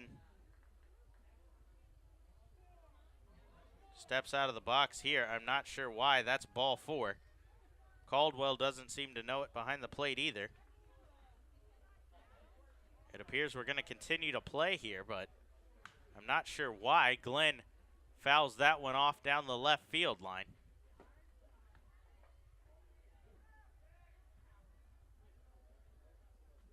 I just checked with our official scorer. That was ball 4. So they have it as ball 4. We have it as ball 4. The scoreboard has it as ball 4. The only person that doesn't is Caldwell behind the plate. The crowd is yelling that was ball 4 as well, but we're going to continue on here, I guess like nothing happened. So we'll see a payoff pitch for a second time as Levine kicks and delivers. Glenn swings and misses. A very confusing strikeout as Glenn is set down to end the inning. The Blue Crabs put up 1 on 2 hits. No errors. They leave 1 on base. They trail 2-1 heading to the top of the 5th. Fornatero headed back to the mound here on the Blue Crabs Baseball Network. Blue Crabs fans, what's more American than baseball and a barbecue cookout? Quite frankly, the two go together like stars and stripes, rockets and red glare, and liberty and the pursuit of happiness.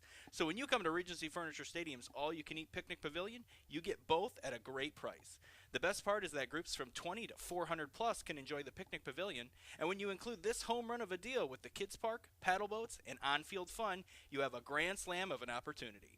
Call today at 301-638-9788 to speak with a sales executive or visit somdbluecrabs.com for more information.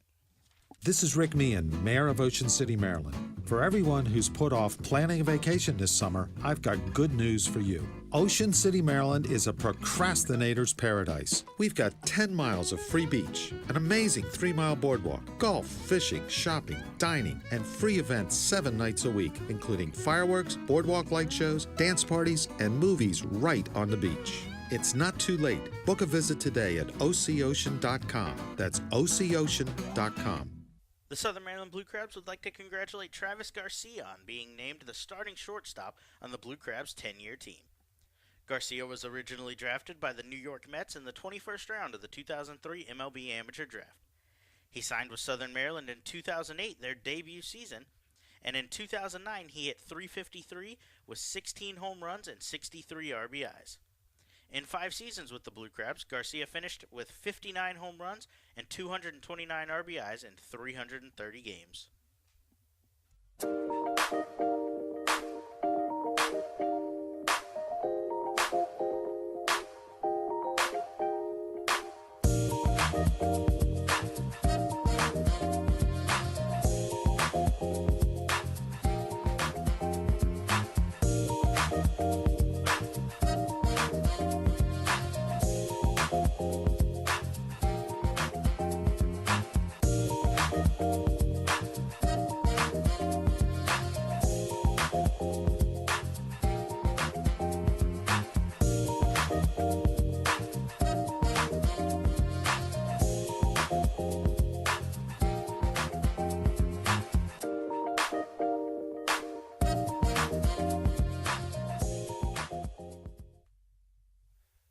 this is Patrick Palmero, and you're listening to Blue Crabs Baseball Network.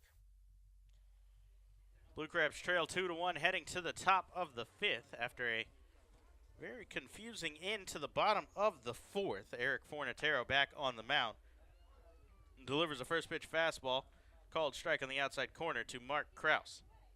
It appeared that Alex Glenn had walked with a man on third and 2 outs as the 3-2 pitch missed low and inside according to the official score, but instead the play continued and Glenn ended up striking out to end the inning and strand a man in scoring position. Fornatero goes to the 0-2 curveball. That one stays up and away. 1 ball and 2 strikes, excuse me. Kraus is 0 for 2. He struck out twice as Fornatero kicks and delivers. Breaking ball misses low and inside. 2-2.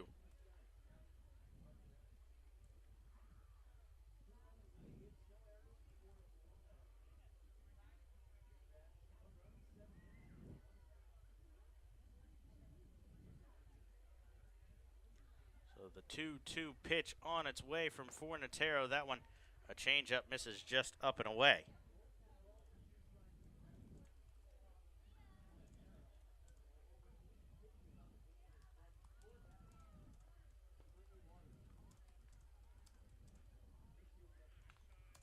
Payoff pitch on its way. Kraus fouls that one off, and the count will hold.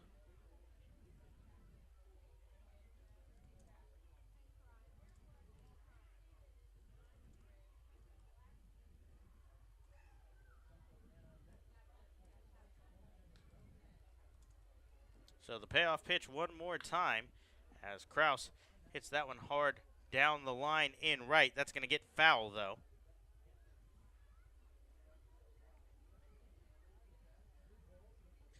So we'll see the payoff pitch one more time.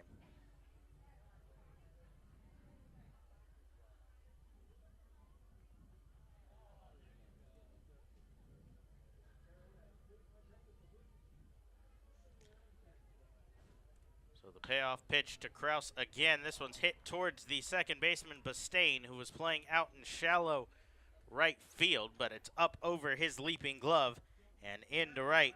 A leadoff single for Kraus. So for the 3rd straight inning, the Ducks put the leadoff man aboard. Fornatero up at 83 pitches, 84 after that single. So pitch count climbing. But nobody up and warming, so he'll be asked to at least finish this 5th inning. Ducks have 2 runs on 3 hits. Blue Crabs 1 run, 7 hits. They have committed an error as well, but that one didn't come back to cost them any runs. Fornatero back to the stretch now. Kicks and delivers. Change up, misses up and away. 1-0, or 1-0, I should say, to Sonko. Sorry.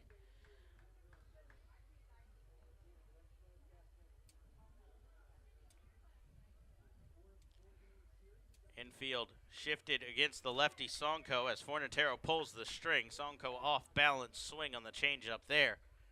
1-1. Bastain has moved in from the outfield grass, but still shifted Sonko to pull. Garcia over near the second base bag looking for the double play as Sonko tries to go the other way, but that one's flown out towards left. Alex Glenn will charge in and camp underneath it to make the catch for out number 1. That'll bring up Derek Piles, the designated hitter today for Long Island, 1 for 2. He singled in the 3rd, advanced to 3rd, but was stranded there.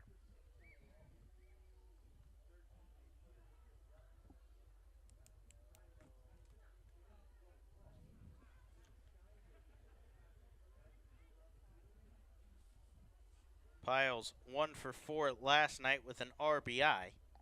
He digs into the right-handed batter's box here for his 3rd at-bat. It starts with a fastball called strike 1.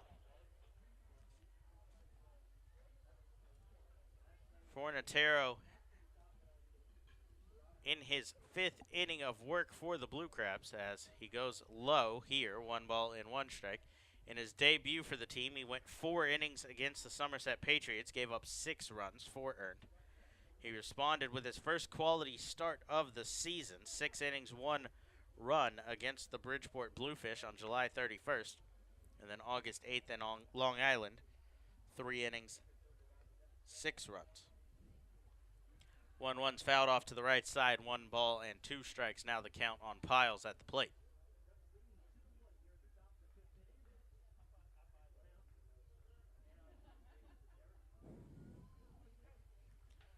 So Fornatero shakes off the catcher Allen here. Now comes set for the 1-2 pitch. Delivers a breaking ball. This one's popped up towards shallow center. Garcia will drift back from the shortstop position and make the catch for out number 2.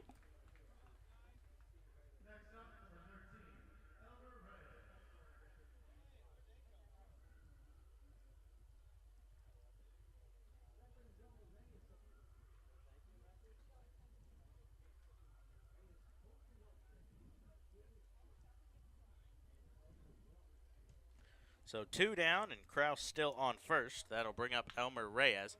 Reyes swinging on the first pitch. Chopper towards third. Lozada with a strong throw across the diamond. Palmero holds the base, and that will retire the side. Fornatero works around the leadoff single. No runs, 1 hit, no errors, 1 left on base. The Blue Crabs head to the bottom of the 5th. Top of the lineup due up when we come back on the Blue Crabs Baseball Network. Blue Crabs fans, the Blue Crabs are celebrating their 10th anniversary season in 2017, and they can't do it without you. Join the team all season long for special giveaways and ongoing 10-year tributes with group tickets starting at just $10. Regency Furniture Stadium's spacious and modern amenities include 16 luxury suites, an all-you-can-eat picnic pavilion with a great view overlooking left field, and the Legends Club, which can host your event of up to 160 people for a game. Call today at 301-638-9788 or visit us online at somdbluecrabs.com for more information. Blue Crabs fans, Bocelli Pizza, known for having the best pizza in town, is offering you 20% off on your order. That's right, 20% off. Just use code 779 to take advantage of this limited time offer. Bocelli offers pizzas, pastas, subs, wings, salads, and more. You can place your order for pickup or delivery online at VOCELLIPizza.com or call 301-705-5858, as well as visiting Bocelli Pizza at their Waldorf location, 11850 Park Waldorf Lane. Bocelli Pizza, delivering classic Italian quality. The Southern Maryland Blue Crabs want to congratulate Brian Barton on being named a starting outfielder on the Blue Crabs' 10-year team. Barton was originally drafted by the Los Angeles Dodgers in the 38th round of the 2000 MLB Amateur Draft. Barton made his MLB debut in 2008 with the St. Louis Cardinals and also appeared in the majors in 2009 with the Atlanta Braves. Barton signed with Southern Maryland in 2011 when he hit .304 with 12 home runs and 17 stolen bases in his debut season with the team.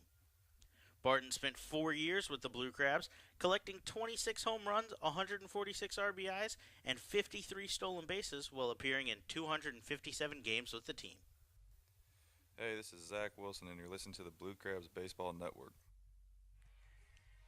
Brandon Belanda back inside Regency Furniture Stadium. Blue Crabs trail 2-1, heading to the bottom of the 5th. In between innings, had the chance to go back and watch the replay of that Alex Glenn strikeout that ended the 4th inning. We'll give you the pitch sequence here on that in 1 second as Levine readies for the first pitch to Lozada, kicks and delivers. Lozada fouls that one off. So if you remember the end of the last inning, we thought that Glenn had drawn a walk to put runners on the corners and bring up the top of the lineup, but the at-bat continued. Glenn ended up striking out to end that inning. So Levine sets for the 0-1 to Lozada. He's out in front of a changeup here. No balls and 2 strikes. So the pitch sequence there. First pitch, called strike, 0-1. Second pitch, a ball, 1-1. Foul ball, 1-2. We got another ball, that evened the count, 2-2. A foul ball, so the count holds at 2-2. Then 2 balls in a row, so 3-2. Then the walk. That's where we thought he had walked. It was instead ruled that the at-bat continue, and then a foul ball and a swinging strike. So he struck out there. But as you can tell from the pitch sequence, there were in fact 4 balls, and that means he should be on first with runners on the corners, and Lozada should have had an RBI opportunity. So a big situation in the game blown for the Blue Crabs by the umpires. And Lozada is now retired for out number 1 here in the bottom of the 5th. So you can say it didn't end up mattering because Lozada was retired anyway, but we all know that pitch sequences change for pitchers pending on situations, and in a high-stress situation for Levine, might have gone with a different pitch sequence to attack Lozada, who may have easily tied the game, if not more.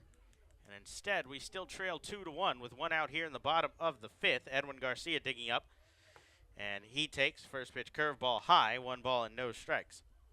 So we'll see how that ends up affecting the game as we continue on. Hopefully the Blue Crabs are able to put up a couple of more runs and end the question marks that would surround that situation. Garcia with a grounder out to second. The second baseman Reyes picks it up, fires to first, and 2 down now in the 5th.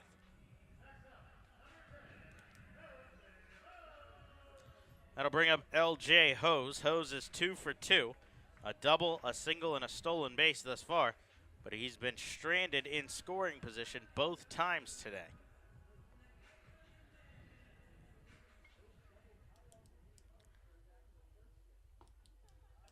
Hose was 1 for 3 last night. He's 5 for 19 in the series as he takes breaking ball outside, 1 ball and no strikes.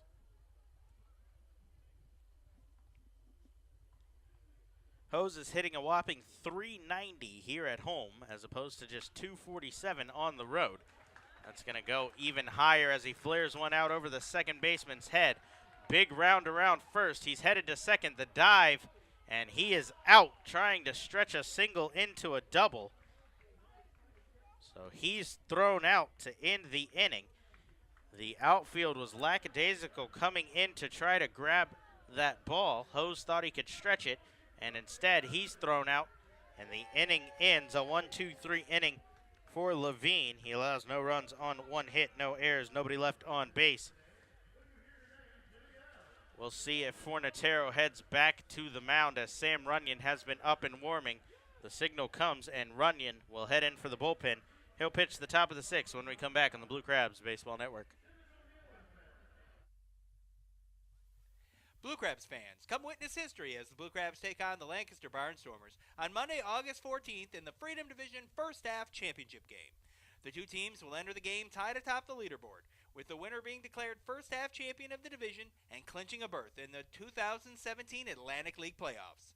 To purchase your ticket for this exciting event, visit SOMDBlueCrabs.com or call us at 301-638-9788.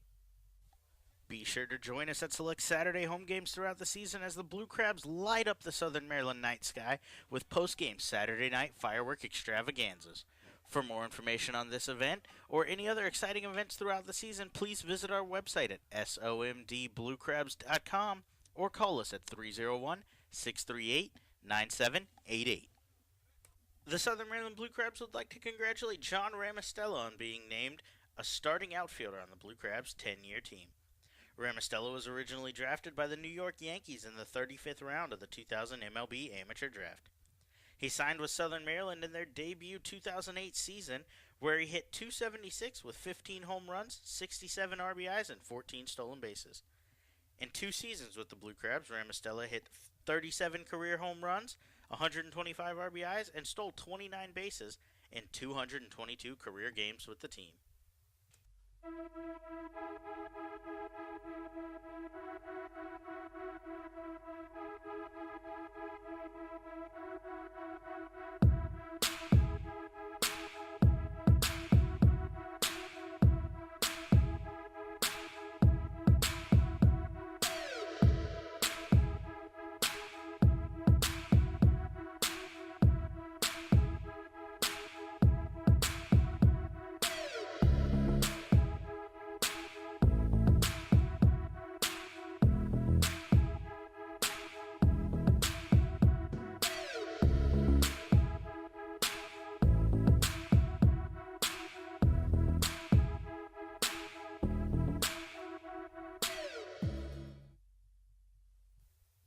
Hey, this is Ryan Wiggins, and you're listening to the Blue Crabs Baseball Network. 2-1 Ducks lead here in the 6th as Sam Runyon is on out of the bullpen. His first pitch, a hanging curveball. Giovanni Alfonso, high fly ball to deep left center field. Alex Glenn and Corey Vaughn going back.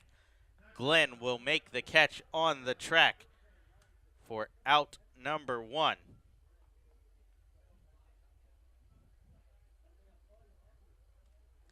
So Glenn is able to make the catch on the track. The third hard hit ball from Alfonso, but he has nothing to show for it as he's 0 for 3 now on the day.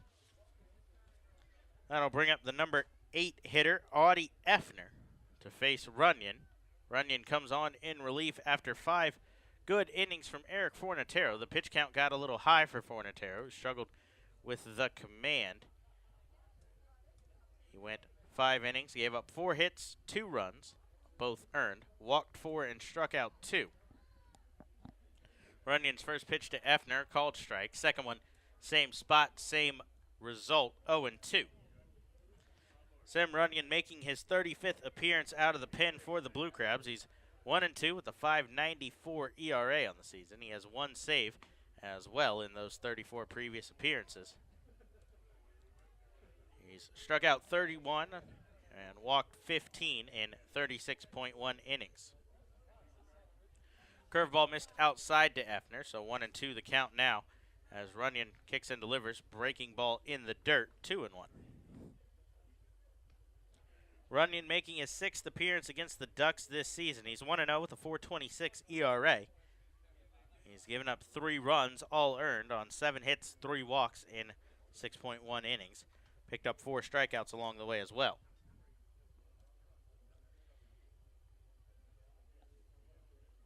He works out of the stretch, sets above his head, kicks and delivers. Fastball comes inside. Effner hops out of the way as that one heads to the backstop, 3-2.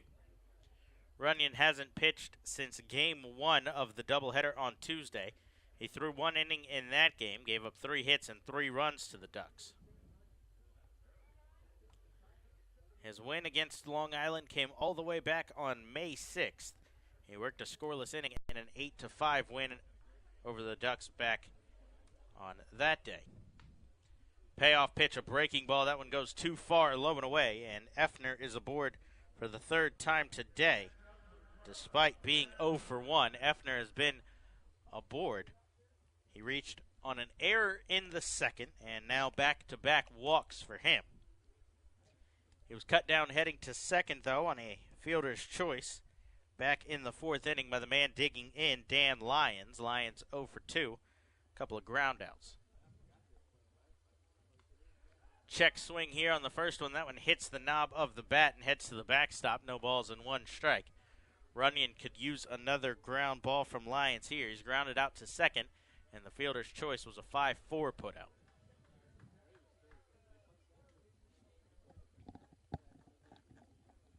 Couple of relievers for the Blue Crabs out of command today. Zach Thornton and likely closer Cody Epley won't pitch as Runyon gets a fastball across 0-2. Setting up the back of the bullpen for tomorrow's game, the first half championship against the Lancaster Barnstormers. Thornton works the 8th inning as the setup man generally. Epley, the Freedom Division All-Star closer. Another grounder, this one towards 3rd. Lozada dives, makes the play, spins, and throws to 2nd in time. Another 5-4 fielder's choice. This one a little more complicated as Lozada makes a spectacular defensive play to get Effner on his way to 2nd. The Blue Crabs get just 1 as Bistain had no chance to turn for 2. So Lyons trades places with his catcher. He's on first now with 2 outs. And the top of the lineup digging in for their 4th swings against the Blue Crabs today. Quentin Berry was 0 for 2 with a walk, a stolen base, and a run scored against Fornatero. Runyon kicks and delivers first pitch fastball low and inside, 1 ball and no strikes.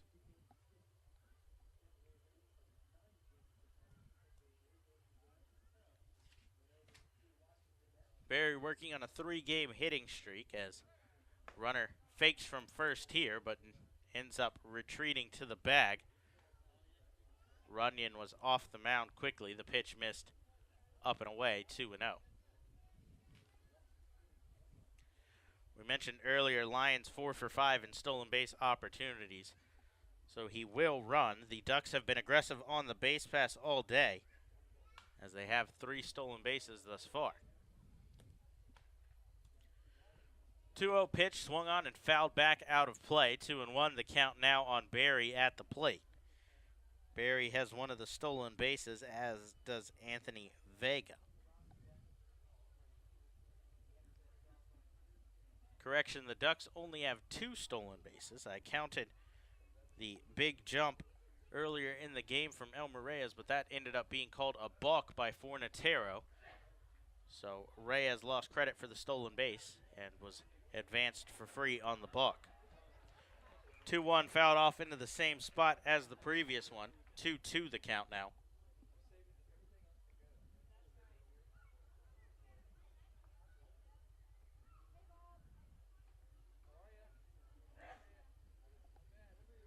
Runyon with a long look in at Barry. Now sets. Runner off from first this time. The 2-2's flown out towards deep left field. Alex Glenn heading back on the track. He'll play it off the wall. Throw comes into Garcia. It kicks off of his glove, so no relay. An RBI double from Barry as Lyons was off on the pitch. Comes around to score easily from first. And the Ducks add one more. They lead 3-1 here in the top of the 6th. That one hit in almost the exact same spot as the swing we saw from L.J. Hose earlier for the Blue Crabs. He and Barry have both narrowly missed home runs here in this ball game. With Lyons off on the pitch and 2 outs, he was able to come around to score easily. Garcia might have had a play on a relay throw to second, but when he kicked off of his glove, Barry slid in easily with the double. First pitch to Anthony Vega, swung on, fouled straight back. No balls and 1 strike.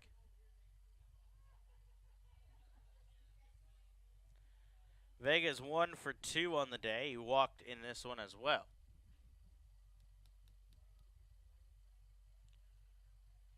Runyon sets for the 0-1, gives a look at Barry, now kicks and delivers. Swung on and missed as Vega chases one out of the zone.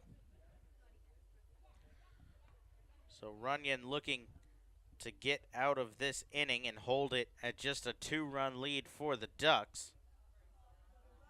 He's now given up runs in back-to-back appearances against Long Island. Sets for the 0-2 pitch, kicks and delivers, breaking ball. That one dips too low, 1-2. He threw the fastball in that same location last pitch to Vega and got him to chase. Tried to get him to go after the curveball that time, but discipline from Vega at the plate.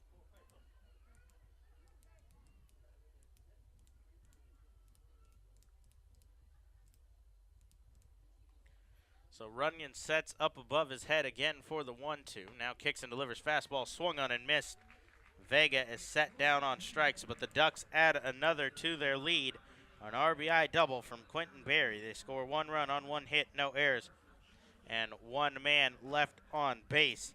4-5-6 due up for the Blue Crabs when we come back in the bottom of the 6th on the Blue Crabs Baseball Network. Every Tuesday night is Silver Sluggers Night with the Blue Crabs, sponsored by the Cancer and Blood Disorders Treatment Center. Membership to the Silver Sluggers starts at just $25, and all members will receive tickets to every Tuesday home game, including our 4th of July Red, White, and Blue Crabs celebration, as well as a special Silver Sluggers t-shirt.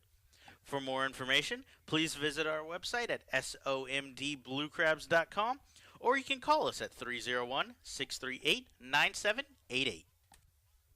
Washington sports fans, get ready because August 18th is Washington Sports Night with the Blue Crabs. Friday, August 18th, the Blue Crabs will welcome Screech from the Washington Nationals and Gee Whiz from the Washington Wizards to Regency Furniture Stadium for a night of mascot fun with our very own Pinch. For more information on this or any other exciting events throughout the season, visit somdbluecrabs.com or call 301-638-9788. The Southern Maryland Blue Crabs would like to congratulate Jeremy Owens on being named a starting outfielder on the Blue Crabs' 10-year team. Owens was originally drafted by the San Diego Padres in the 8th round of the 1998 MLB Amateur Draft. He signed with Southern Maryland for their debut season in 2008, and in 2009 he collected 28 home runs and 80 RBIs while stealing 15 bases. Owens spent 7 seasons playing for the Blue Crabs, compiling 105 home runs, 340 RBIs, and 98 stolen bases, while appearing in a Blue Crabs record 737 career games.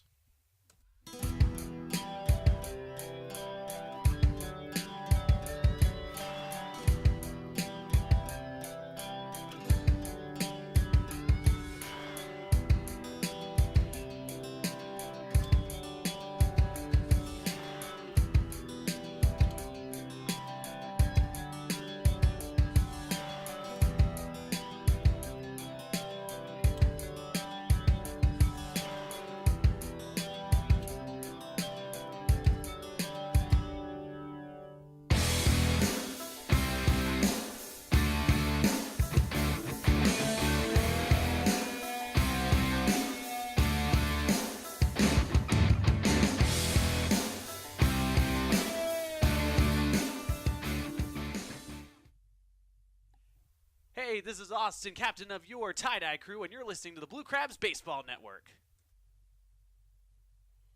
3-1 Ducks lead heading to the bottom of the 6th. The Ducks added 1 in the top half of the inning. The Blue Crabs will look to respond against the new pitcher for the Ducks, left-hander Patrick Kreider. His first pitch to Patrick Palmero misses outside 1-0. We saw Kreider last night. He threw 1 inning, gave up a pair of hits, 1 to Tucker Nathans, 1 to Luis Allen, for retiring Zach Cohn to end the 8th. He got just 1 out in that one as Zach Treese picked up the first 2 in the inning, so a third of an inning for Kreider. 1-0 was fouled back, so 1-1 the count now on Palmero as he digs back in. Kreider making his 46th appearance for the Ducks. That leads the team as the southpaw kicks and delivers up and away. 2 balls and 1 strike.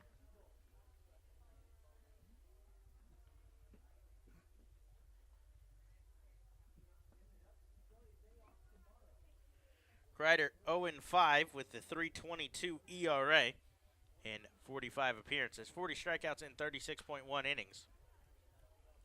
As Palmero behind a fastball there fouls it off 2-2.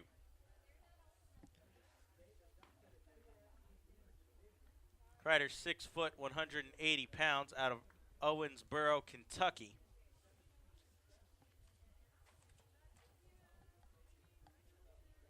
He's in his 3rd season with the Ducks. He was a All-Star in 2016, leading the Ducks with 61 appearances that year. He went 3-2 with a 1.67 ERA, as Palmero fouls that one back to stay alive, 2-2. He struggled a bit in the playoffs for the Ducks. In 4 appearances, he went just 2 1/3 inning, a 3.85 ERA for him.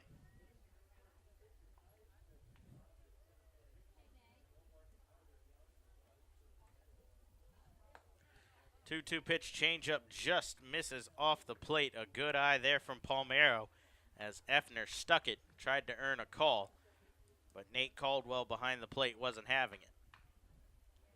Left-hander Rob Carson is up and throwing in the Blue Crabs bullpen. He worked an inning and a third last night. It appears he'll work the 7th here today as Palmero flies one out towards right field. The right fielder Vega struggling with the sun a little bit, but finds it and camps underneath it for out number 1.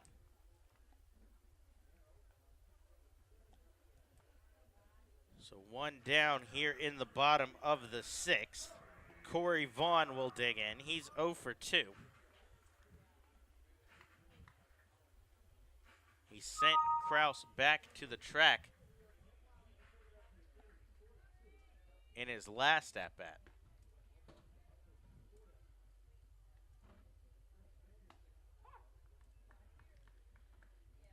First pitch to Vaughn, called strike, 0-1.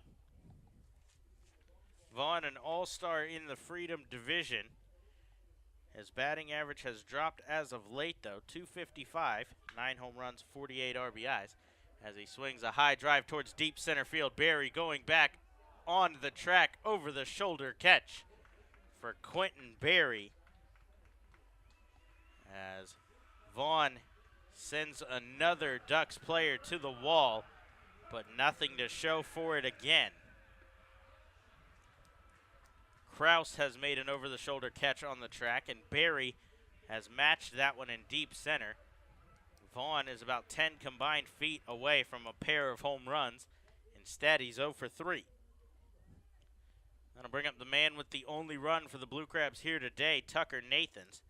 Nathans tripled in the 4th to right center field, coming around to score on a ground rule double. Swinging on the first pitch here, popped up towards short. Lyons will camp underneath that one and make the catch to retire the side. A 1-2-3 inning out of the pen for Kreider. No runs, no hits, no errors, nobody left on base. So the Blue Crabs will look to hold it right where it is. 3-4-5 due up for the Ducks. Carson on his way in from the pen when we come back on the Blue Crabs Baseball Network. The resort community of Chesapeake Beach, Maryland is home to the Chesapeake Beach Water Park. Come join them for an afternoon of splash and fun in the sun with their 8 water slides, fountains, waterfalls, lazy river, kids activity pool, and more. Beat the heat with daily cabana rentals, swim lessons, birthday parties, Friday night slides under the stars, character days on certain Mondays, or even rent the whole park for a private party. The on-site Beachcomber Grill offers a full-service menu as well. For more information, details, special events calendar, park dates and hours, to purchase your tickets, season passes, or make reservations, visit their website at www.chesapeakebeachwaterpark.com. Saturday, August 26th is National Dog Day, which means Bark at the Park is back at Regency Furniture Stadium. Be sure to pack up the pups and bring them out for a day of dog-friendly fun at the ballpark as the Blue Crabs take on the Sugarland Skeeters. For more information, please visit our website at somdbluecrabs.com, or you can call us at 301-638-9788. The Southern Maryland Blue Crabs would like to congratulate Jim Ed Warden on being named the closer on the Blue Crabs 10-year team. Warden was originally drafted by the Cleveland Indians in the 6th round of the 2001 MLB Amateur Draft. He signed with Southern Maryland in 2009, where he picked up 13 saves with a 1.12 ERA in 17 appearances. Over 6 seasons with the team, Warden appeared in 284 games and collected a Blue Crabs record 134 saves.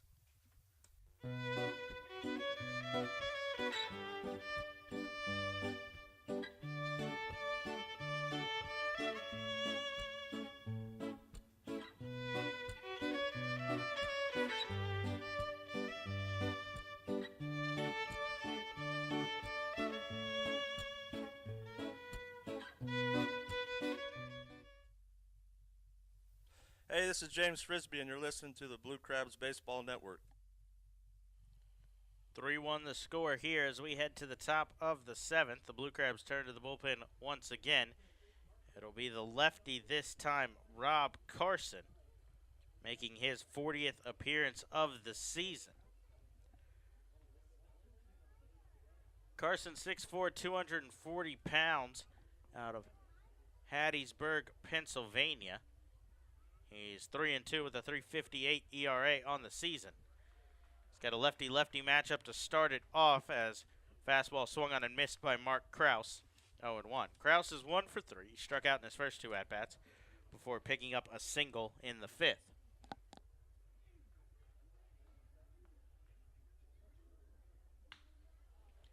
Swung on and flown out towards center field. Corey Vaughn right underneath that one as he barely even had to move to retire Kraus for out number 1. So 1 up, 1 down for Carson as another lefty digging into the box, Angelo Sonko.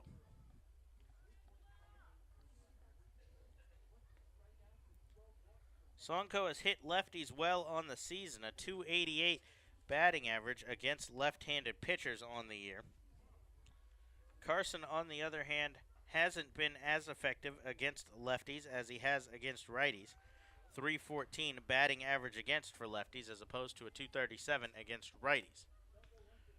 He does get the first pitch strike on Sonko, though, as he's ahead 0-1.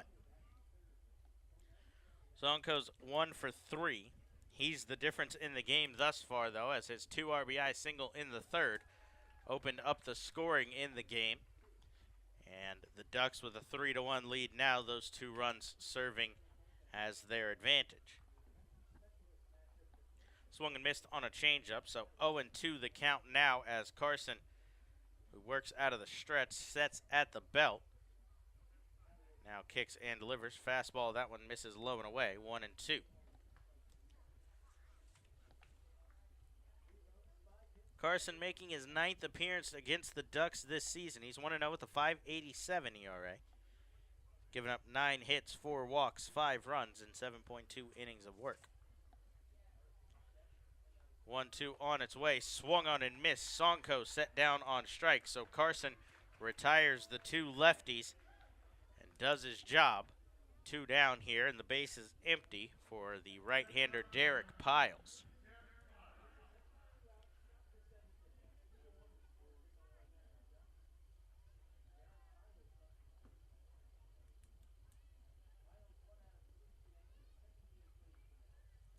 Carson's win against the Ducks came all the way back in the opening series of the year, April 21st. He worked a scoreless inning in Game 2 of the season for the Blue Crabs and picked up the win in a 6-5 Blue Crabs victory, their first win of the season. First pitch here to Derek Piles, fouled off to the right side, 0-1 the count here. Piles 1 for 3, singled but was stranded at third, back in the third. 0-1 fouled off again, so 0-2 the count as Carson looks to work a 1-2-3 inning.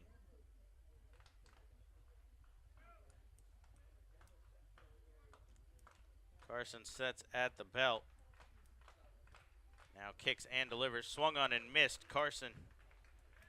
Ooh, that one actually fouled off. Excuse me. It looked like it was swung on and missed, and Luis Allen was headed back to the dugout, but the ball popped out of his glove. So Piles will stay alive here.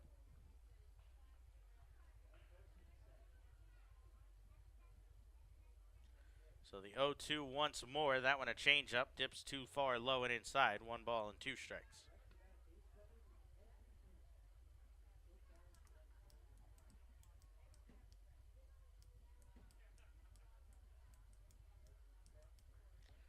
One-two on its way. That one swung on, fouled back again. Caught Luis Allen in the mask as mask falls off, but Allen okay there behind the plate. So we'll do it again.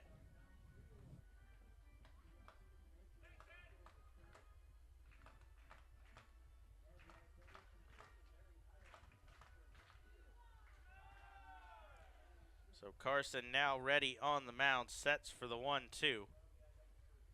Long look in, kicks and delivers. This one's flared up the middle. That's going to get through into center field. A 2-out single off the end of the bat of Derek Piles.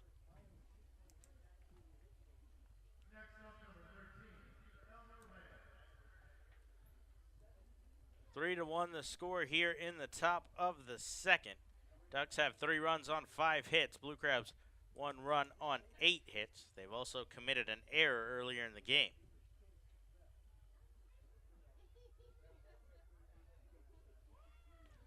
Carson's first pitch to Elmer Reyes kicks off the glove of Luis Allen. Piles will advance to second. He's in scoring position here.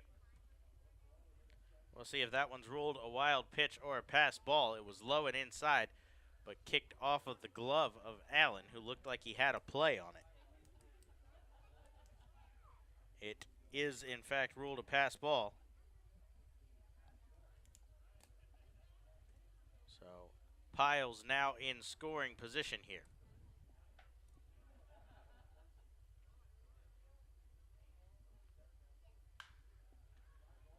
High fly ball towards right field. Nathans will drift over and camp under that one. He'll make the play, and that will end the inning here in the 7th.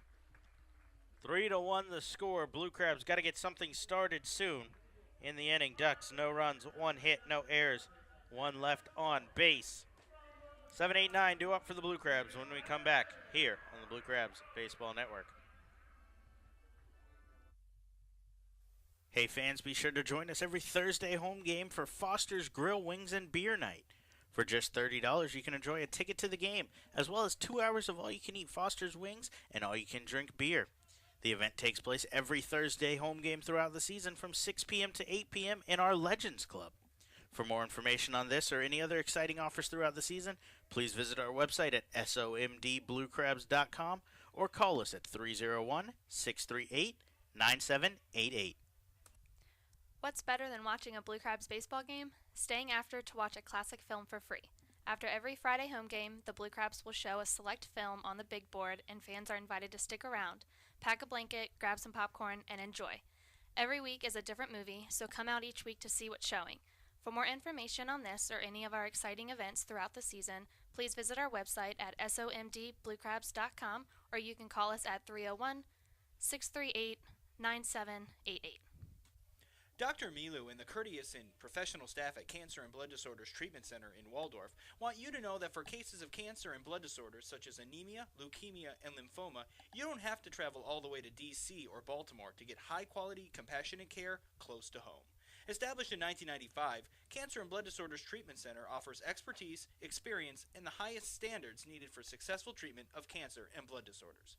Dr. Milu is excited to be a part of the Blue Crabs family as the new sponsor of the Silver Sluggers program and games for the 2017 season. For more information or to schedule a consultation, call 301-638-1007 or visit cancerandblooddisorderscenter.com.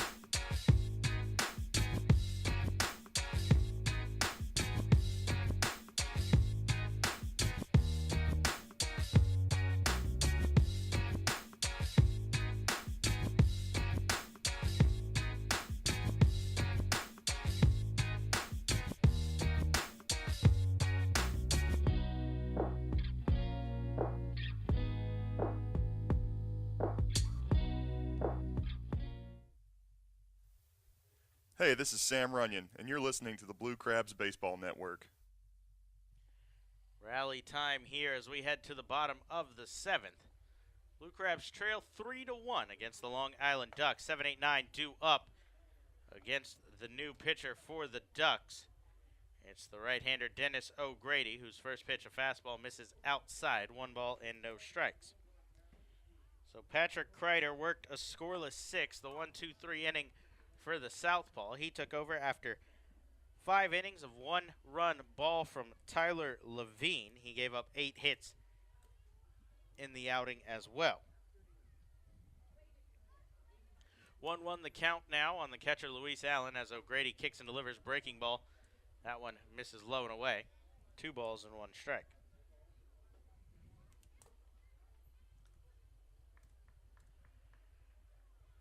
O'Grady making his 24th appearance of the season. He has 14 starts as well as now 10 appearances out of the bullpen. 2-1 fastball called a strike as Jesse Beal now up and throwing in the Blue Crabs bullpen. It appears he will work the 8th. O'Grady on the season 5-6 with a 4.74 ERA. Kicks and delivers 2-2. This one's shot towards the shortstop Lyons. That's going to kick off of his foot and into left field. Allen is aboard for the 3rd time today. That will likely go down as an error in the books. A hard hit ball, but an easy play it should have been for Lyons. I was wrong there. That was ruled a single, as they say. Luis Allen put it deep in the hole and enforced the error from Lyons, I should say. So Allen's aboard his third hit in the game. He's 3 for 3. Brian Bistain now digs in. Still looking for his first hit in the series against the Ducks. He takes fastball outside, called strike. Bistain 0 for 2 on the day. He's 0 for 11 in the series as O'Grady out of the stretch, sets at the belt, now kicks and delivers. Bistain fights that one off to the right side, foul, no balls and 2 strikes. Dennis O'Grady, 5'10", 205 pounds, out of Floral Park, New York. The right-hander making his 6th appearance against the Blue Crabs. He had 2 starts in those 5 previous appearances. He's given up 9 runs in 16 innings, 1-0 with a 5.06 ERA. Allen off from first. The hit and run is on, and it is executed perfectly. Bistain goes right through the hole, vacated by Reyes, and he's aboard with a single. Not much speed in the form of Allen, so he holds on second as time is called. Kevin Baez will head out of the dugout.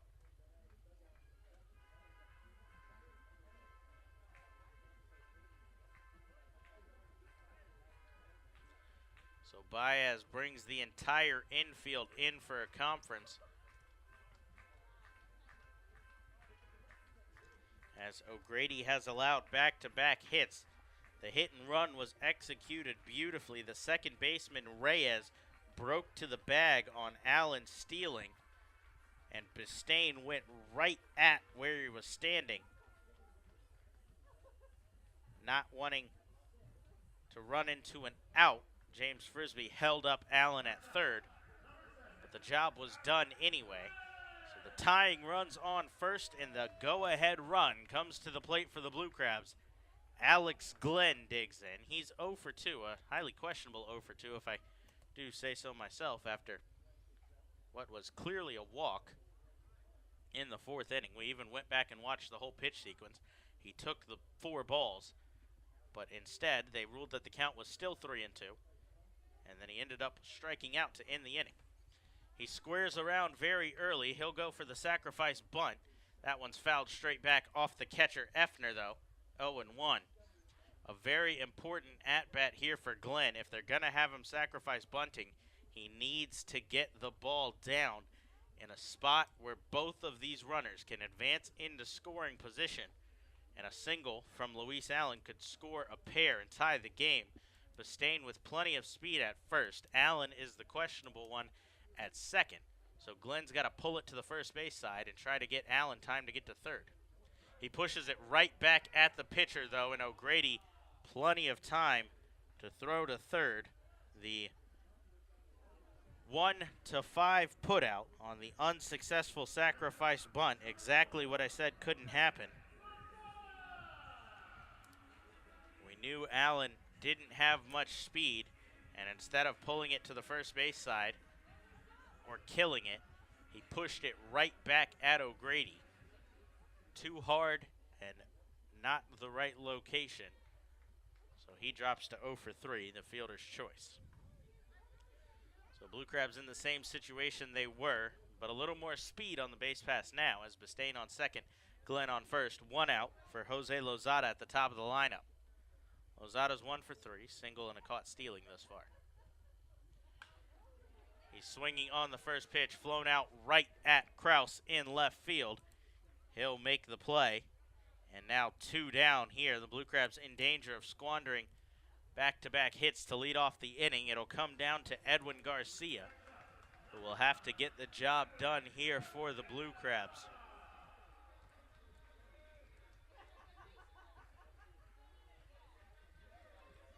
Garcia's 0 for 3. He's popped out, struck out, and grounded out to this point.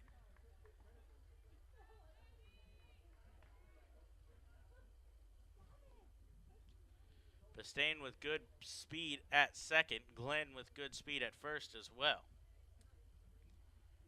O'Grady sets and delivers. First pitch breaking ball called strike, as that one buckled the knees of Garcia and came back across the inside corner.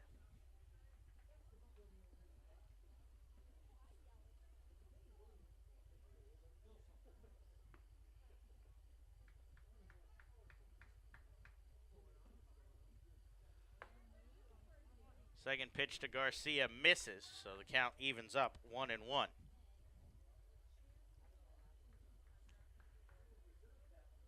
Garcia coming off of a 2-for-4 game last night, looking to build off of that. He brings a 3-game hitting streak into this one, trying to extend it here. This one's flared out towards shallow center. Second baseman Reyes drifting back will make the catch, and that will retire the side. So an unsuccessful sacrifice bunt comes back to bite the Blue Crabs as they're unable to get the job done here in the 7th after back-to-back singles let it off. They score no runs on 2 hits, no errors, leave 2 on base. Jesse Beal on his way in from the bullpen. He'll face the 7-8-9 when we come back on the Blue Crabs Baseball Network.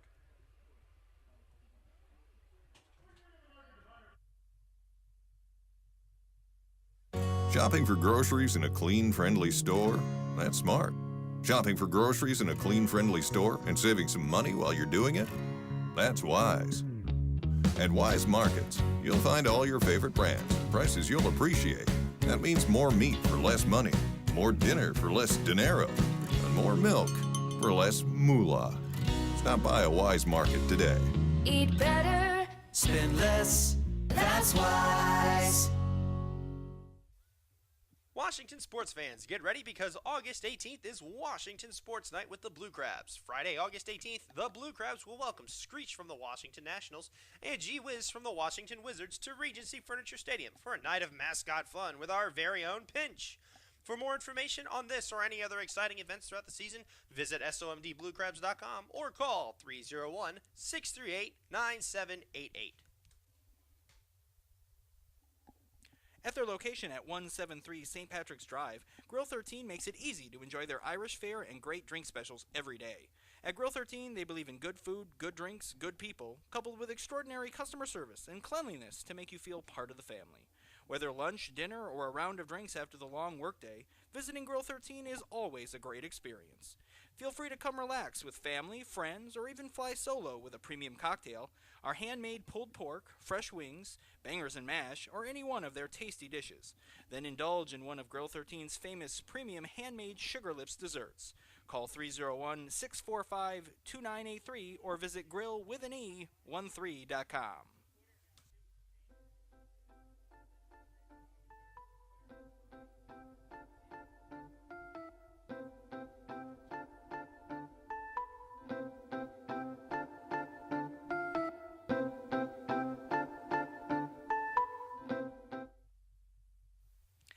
Everybody, this is not Henry Carey, and you're listening to Blue Crabs Baseball on the Blue Crabs Broadcasting Network. Go Blue Crabs! Back inside Regency Furniture Stadium, Blue Crabs trail 3-1 here, heading to the top of the 8th as another new pitcher on. It'll be right-hander Jesse Beal.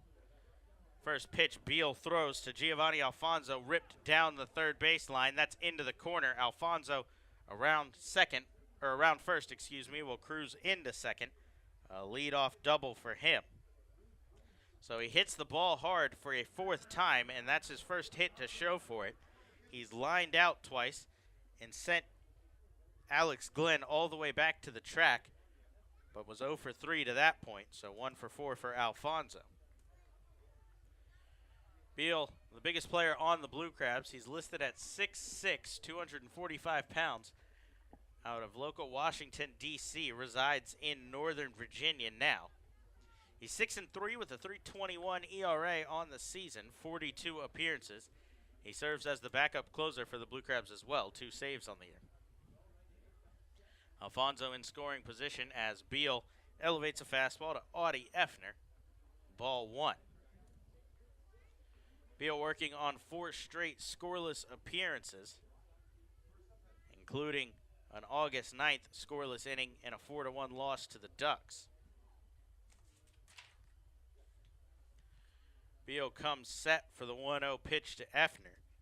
Gives a look at second, now kicks and delivers. Fastball, same spot, 2-0. Effner's 0 for 1. He reached via error and has walked twice to this point. Beal against the Blue Crabs, this will be his 8th appearance. He has yet to factor in a decision. 2.57 ERA, giving up 2 runs in 7 innings.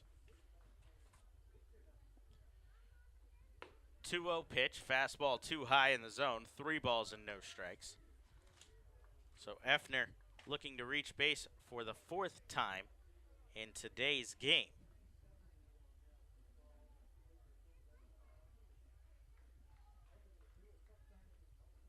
Dan Lyons awaits on deck. He's 0 for 3 to this point. Taking all the way, Effner at the plate as Beal gets across a fastball, 3 balls and 1 strike. So Alfonso in scoring position here as Beal's trying to hold the lead right where it is.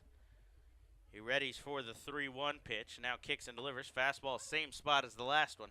3-2 now. So Effner was looking for his 3rd walk of the game. He's going to have to battle now as Beal has worked it back full.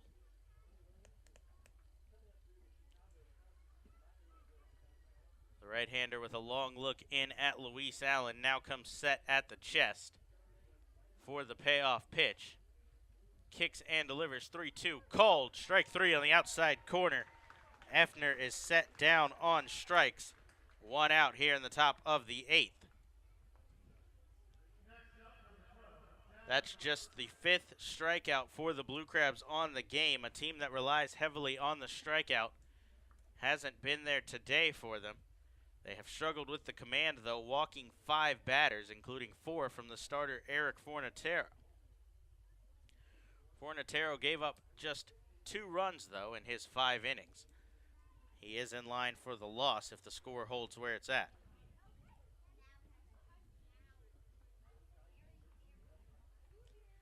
Beal, the 3rd reliever after Fornatero, gets a fastball across here for a called strike. We saw Sam Runyon for 1 inning. He allowed a run on 1 hit and a walk. Then we saw Rob Carson, who allowed a 2-out single, but worked around that.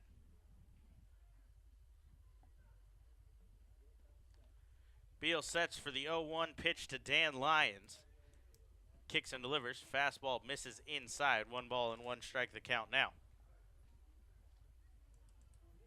Lyons 0 for 3. He's reached on a fielder's choice in his last 2 at-bats. Scored a run in the 6th inning, though.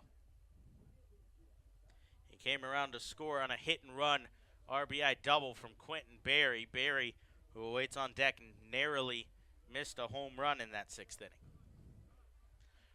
Runner off on the 1-1 pitch. This one's hammered to deep left field. If it's fair, it's gone. It's going to stay fair. A 2-run home run for Dan Lyons. And the Ducks extend their lead 5-1, the score here in the 8th.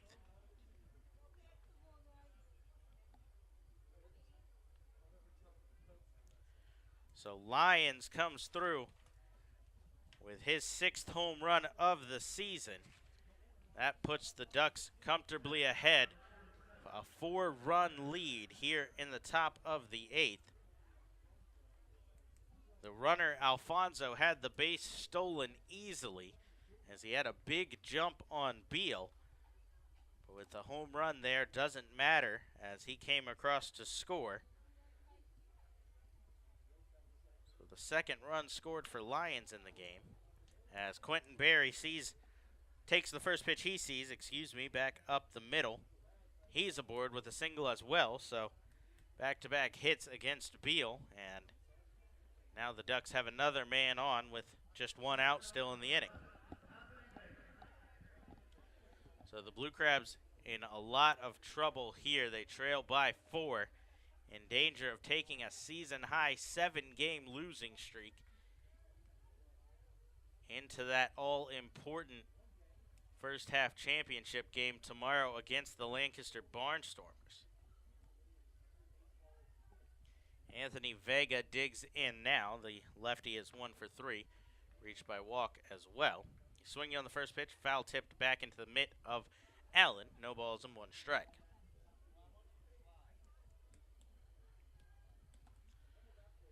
That's the first run Beal has allowed since back on July 27th. That came against the Somerset Patriots as he kicks and delivers. Fastball misses outside. 1 ball and 1 strike, the count now.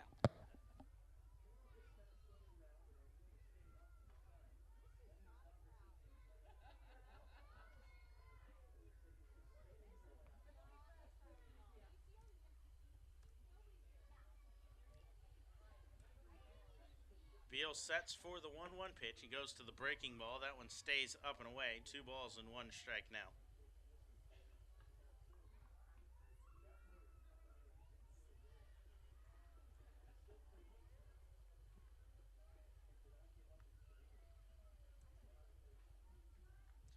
Beal readies for the 2-1 pitch to Vega. Barry with a good lead off of first. He holds, though, as the 2-1 flown out towards deep center field. Corey Vaughn going back. Full sprint on the track. Basket catch over the shoulder. A good defensive play there from Corey Vaughn as he saves a double, maybe more. And Anthony Vega is set down for out number 2.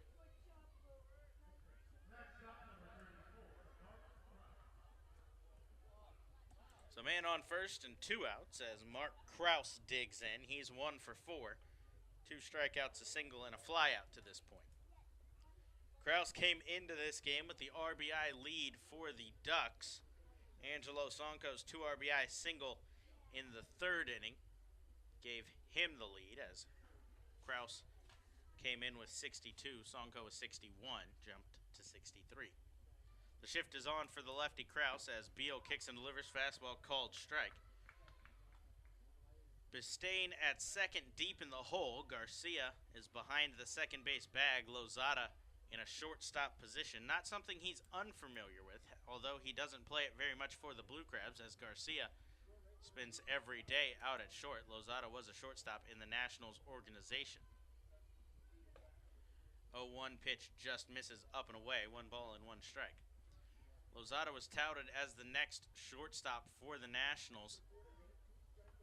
He was the shortstop of the future, but he was jumped by now a star in the league, Trey Turner, when Turner took over the job and became the clear favorite to take over the franchise at short.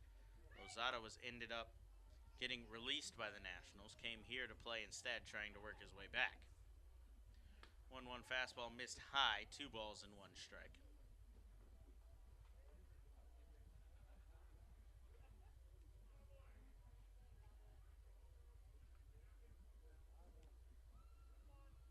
Lefty Kraus digs back into the box here. Beal sets at the chest. Kicks and delivers. This one's fouled straight back off of Allen. That one caught him in a tough spot as he rocked back. The home plate umpire, Nate Caldwell, actually caught him and held him up. Caldwell does the courtesy of bringing the new ball out to Beal, allow Allen a second to recover. If there is one thing we can say about the Blue Crabs in this stretch, they never give up in any game. So although a 4-run deficit seems tough with just 6 outs remaining at the plate, it's not insurmountable, and the Blue Crabs definitely won't fold. We saw them down 9-0 last night, and they put up 5 runs in the 7th inning, so they can explode at any point. Runner off from first on the 2-2 breaking ball. This one's rolled out towards second. Bistain fields it there, fires to first just in time as he recovers from the bobble, and the inning is over, but the Ducks add 2 more on a 2-run home run from Dan Lyons. They score 2 runs on 3 hits, no errors, leave 1 man on base. The Blue Crabs will look to fight back 3-4-5 when we come back in the bottom of the 8th on the Blue Crabs Baseball Network. Be sure to join us at select Saturday home games throughout the season as the Blue Crabs light up the Southern Maryland night sky with post-game Saturday night firework extravaganzas. For more information on this event or any other exciting events throughout the season, please visit our website at somdbluecrabs.com or call us at 301-638-9788. The Southern Maryland Blue Crabs want to congratulate Ryan Mulhern on being named the designated hitter on the Blue Crabs' 10-year team. Mulhern was originally drafted by the Cleveland Indians in the 11th round of the 2003 amateur draft. He signed with Southern Maryland in 2011 when he hit .348 with 10 home runs in his first season with the team. In 2 seasons with the Blue Crabs, Mulhern collected 19 home runs, 65 RBIs, and scored 53 runs while appearing in 80 games. The Southern Maryland Blue Crabs would like to thank Apple Spice Junction for their partnership for the 2017 season. Be sure to check out Apple Spice's unique box delivery services, with breakfast offerings ranging from pastries and fruit to gourmet eggs and seasoned potatoes. Or you can check out Apple Spice for lunch, with sandwiches featuring freshly baked bread, fine meats, cheeses, and crisp veggies. Or you can try one of their homemade soups, healthy salad, or freshly baked treats. Ask how they can cater your next event. For more information, you can visit them online at www.applespice.com or visit their location at 6750 Crane Highway, located in La Plata.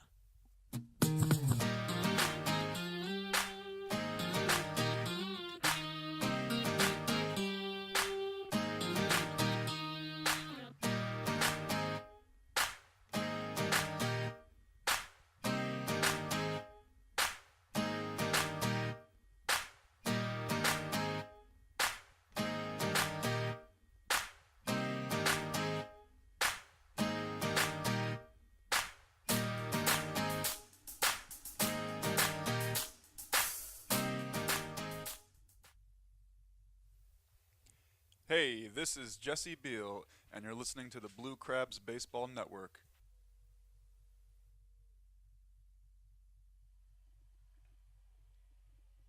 5-1 the score here as we go to the bottom of the 8th.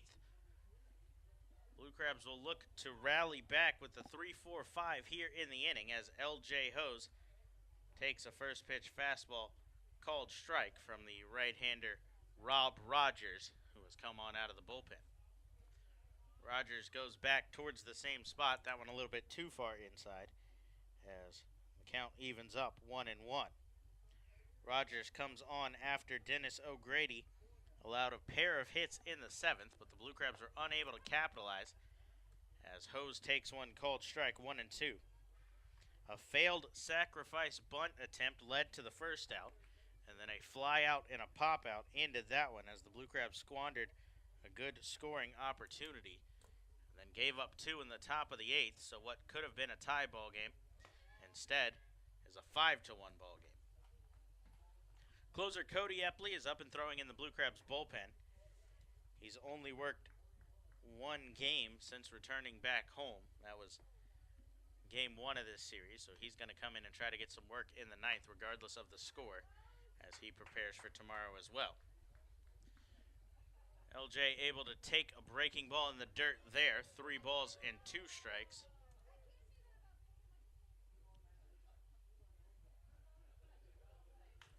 Payoff pitch from Rogers is swung on and fouled back out of play. The count will hold full.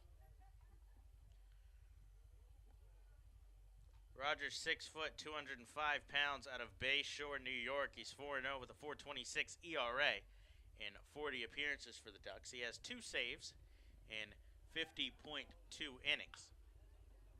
Payoff pitch one more time as Hose chops that one foul down the third baseline.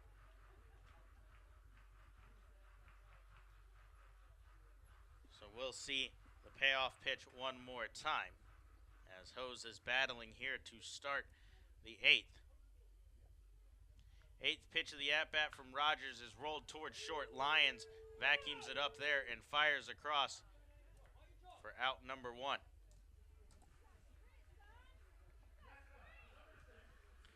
So 1 down here and nobody on for the first baseman Patrick Palmero. Palmero's 1 for 3. He's been one of the top hitters for the Blue Crabs over the last 10 games. He's hitting .296.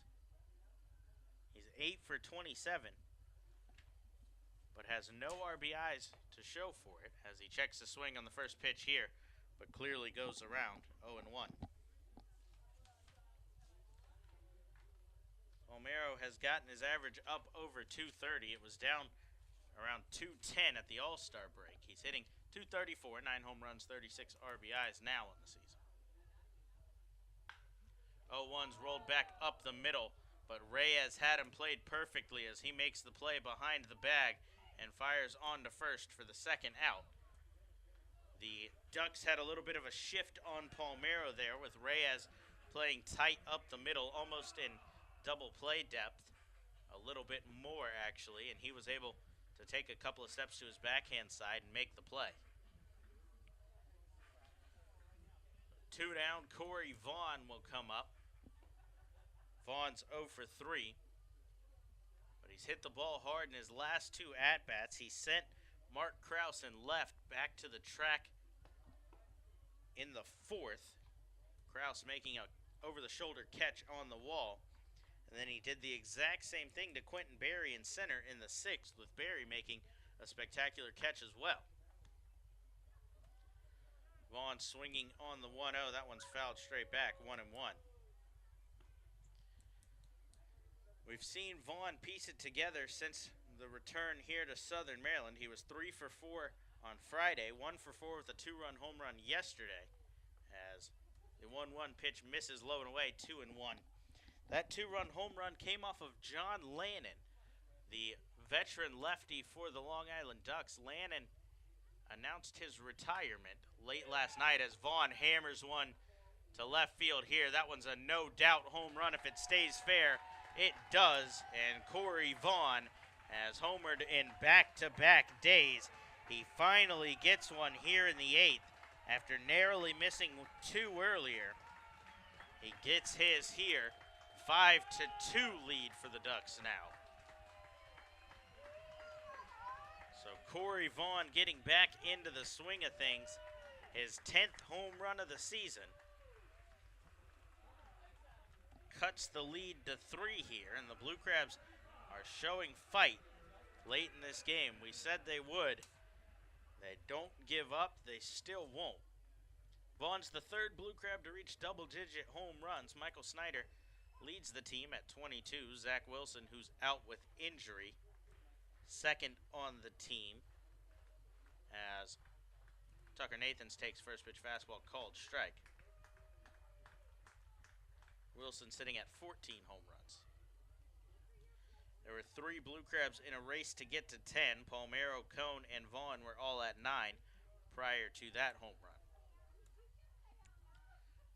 Nathan swung and missed on an 0-1 changeup, so the count no balls and 2 strikes as the lefty digs back into the box. Rogers sets at the belt.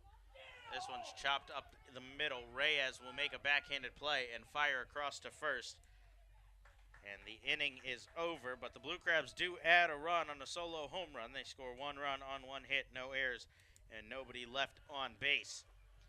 5-2 heading to the 9th. Cody Epley will come on and face the 4-5-6 in the Ducks lineup when we come back on the Blue Crabs Baseball Network.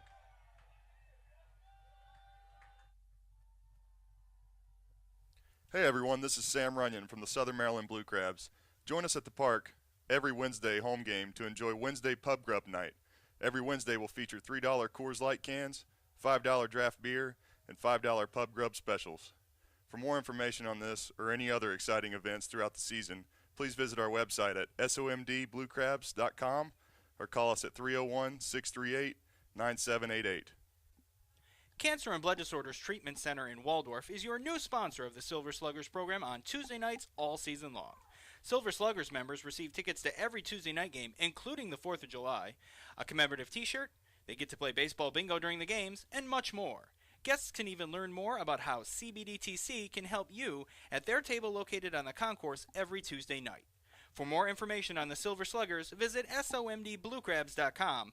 And for more information on the wonderful life-saving work that Dr. Milo and his staff do, call them today at 301-638-1007. Cancer and Blood Disorders Treatment Center. High quality, compassionate care, close to home. The Southern Maryland Blue Crabs would like to congratulate Jim Ed Warden on being named the closer on the Blue Crabs' 10-year team. Warden was originally drafted by the Cleveland Indians in the 6th round of the 2001 MLB Amateur Draft. He signed with Southern Maryland in 2009, where he picked up 13 saves with a 1.12 ERA in 17 appearances. Over 6 seasons with the team, Warden appeared in 284 games and collected a Blue Crabs record 134 saves.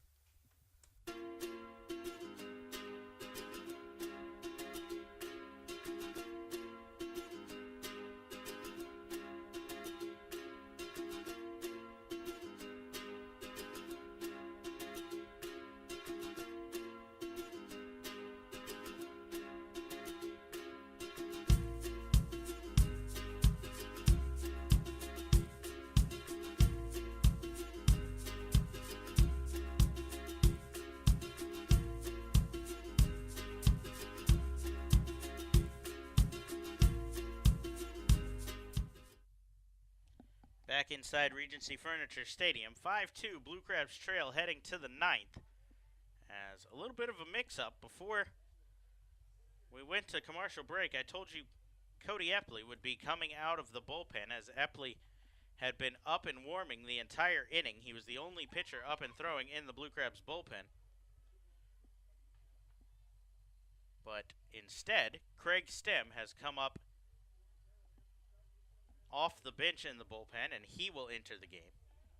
He's behind the first batter he's facing, Angelo Sonko, 2 balls and no strikes, as Stem sets and delivers. That one swung on and missed. 2 balls and 1 strike.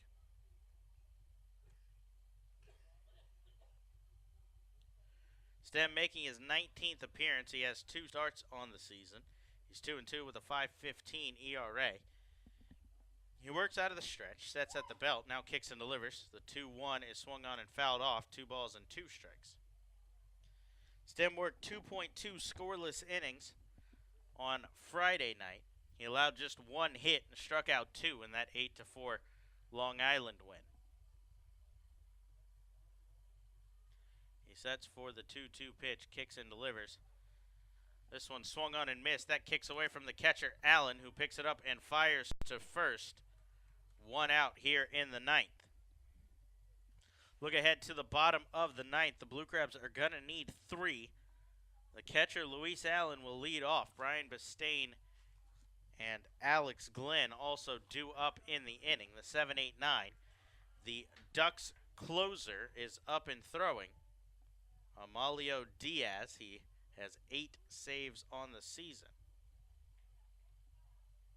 It appears to be Diaz. David Ardsma leads the team with 9 saves, but the Blue Crabs have seen Diaz in 2 save opportunities in a row. Craig Stem gets one across the outside part of the plate, called strike to Derek Piles. Piles 2 for 4. He's singled twice as Stem misses too far outside this time. 1 ball and 1 strike.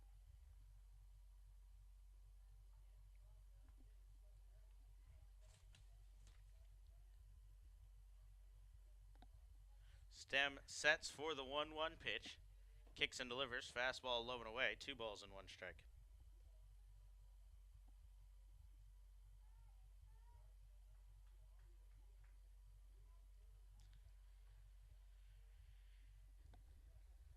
Stem readies for the 2-1 pitch to Piles, kicks and delivers. This one's shot towards short. Garcia tries to backhand. That's going to kick off of his glove, the second error of the game for Edwin Garcia. That one was just honestly laziness right there. Instead of taking 2 steps to his right and getting in front of the ball, Garcia tried to backhand and fire across to first. Kicked off of his glove. An E6 there. So the second error of the game for Garcia, and Piles is aboard with 1 out. Called strike on the outside corner to Elmer Reyes. No balls and 1 strike here.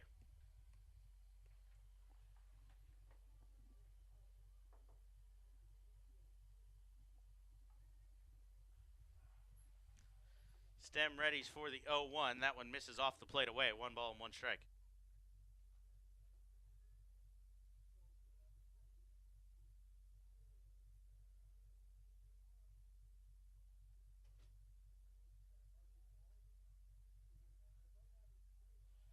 Count even 1-1 as Stem readies for the pitch to Reyes. Kicks and delivers, breaking ball this time. That one goes too far off the plate away. 2 balls and 1 strike. Stem in his 7th professional season, 2nd with the Blue Crabs. He didn't start the season with Southern Maryland. He started south of the border in the Mexican League, but re-signed with Southern Maryland for his 2nd season on June 8th. High fly ball to shallow left field as Alex Glenn comes in. He'll camp under that one and make the play for out number 2. So Stem should be out of this inning, but the error at short has Piles on first with 2 outs as Giovanni Alfonso digs in. Alfonso, a very dangerous bat to have up for the Ducks right now. He's hit the ball very hard in all 4 of his at-bats, although he's just 1 for 4. He's had a pair of line drives at the left fielder and center fielder and a double down the line. He's swinging on the first pitch here, fouled straight back.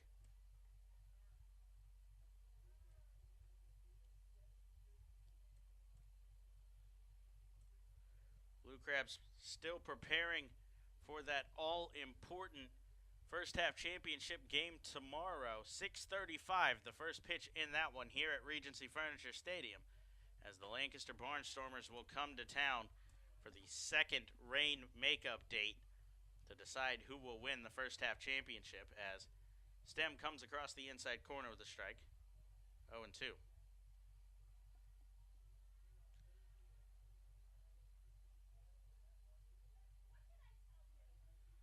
Stem kicks and delivers 0-2 curveball. This one dips low and away out of the zone. 1-2.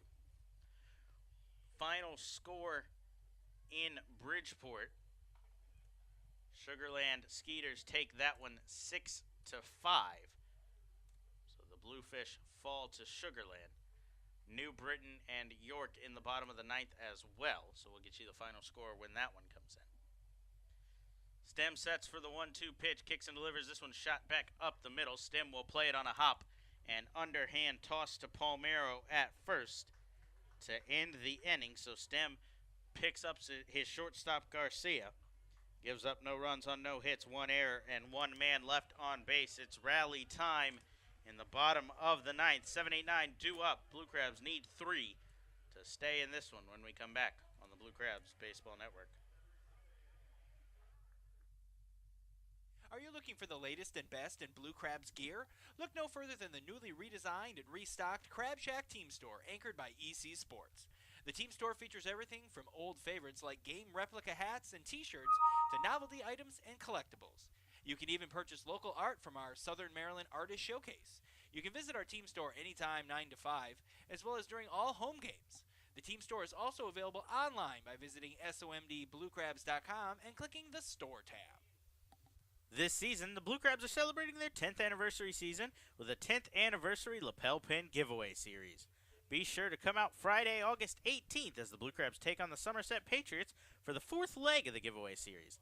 That night, the first 1,000 fans will receive a pin commemorating the Blue Crabs' 2015 Freedom Division Championship.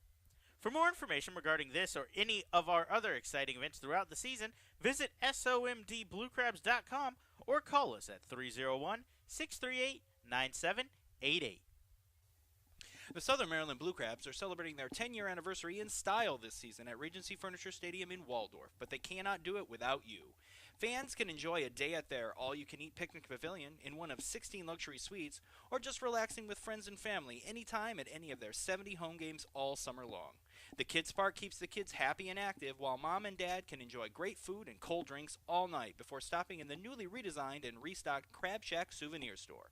Lights over Southern Maryland fireworks on select Saturdays, player autographs and kids run the bases on Sundays, and much more mean you're an honorary member of Crustacean Nation USA and you don't even know it. Call today at 301-638-9788 or visit somdbluecrabs.com for more information, schedules, to purchase tickets, or plan your next event.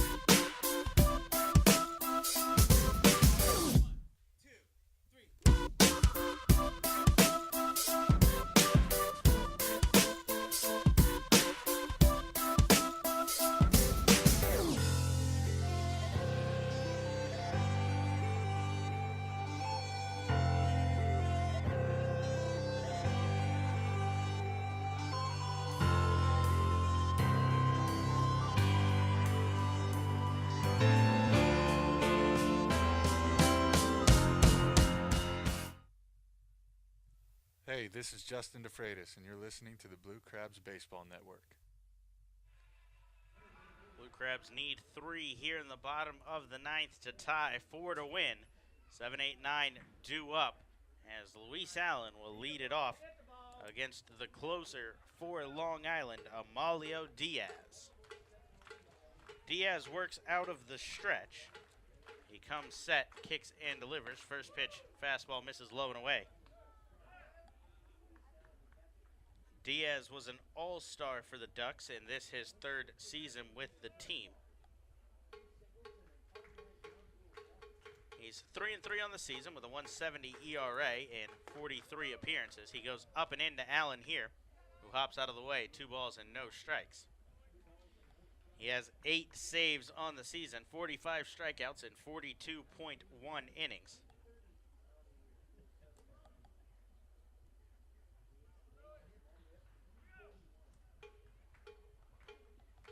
So Diaz sets at the bell. Now kicks and delivers. 2-0 to Allen. Popped straight up towards the Ducks dugout. Effner heading over. Will he have room? He does, but he tries to lunge out and stab at it, unable to get under it, and that will land in foul territory. New life for Luis Allen at the plate. Effner had plenty of room to make the play, but thought he was too close to the wall and tried to lean out and catch it instead of taking 2 more steps and camping under it. So that one gets down, and 2-1 the count. Allen is 3 for 3. He singled twice and an RBI ground rule double in the 4th.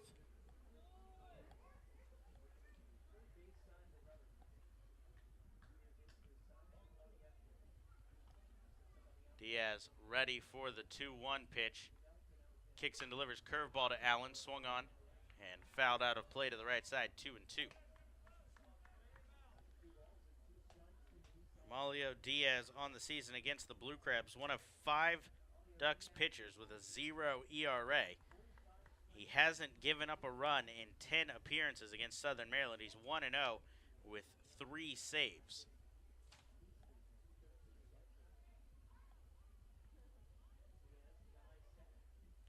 Right-hander sets for the 2-2, kicks and delivers. Allen shoots this one towards the gap. That's going to get down, but Kraus with a good jump on that one will cut it off.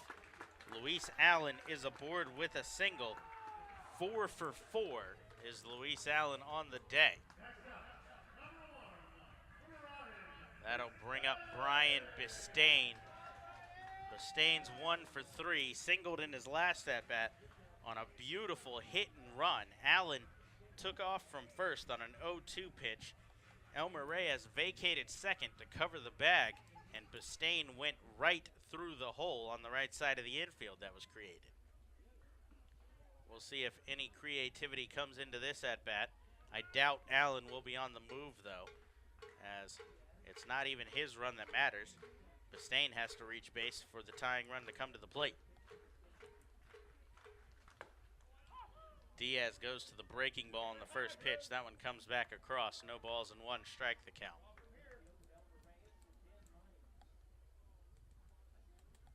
Infield in double play depth. Bistain, good speed at the plate. Allen, not much speed on first. Diaz sets for the 0-1. Bistain chases a curveball in the dirt there. No balls and 2 strikes. Diaz got him fishing, showing him the same curveball that he saw for strike 1.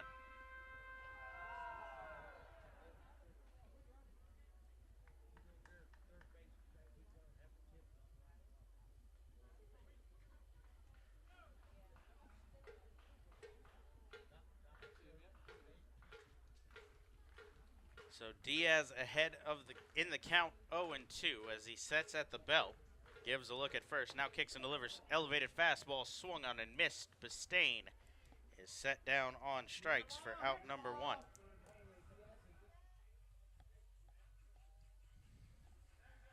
That'll bring up Alex Glenn. Glenn's 0 for 3, still hitless here at Regency Furniture Stadium. 0 for his first 18.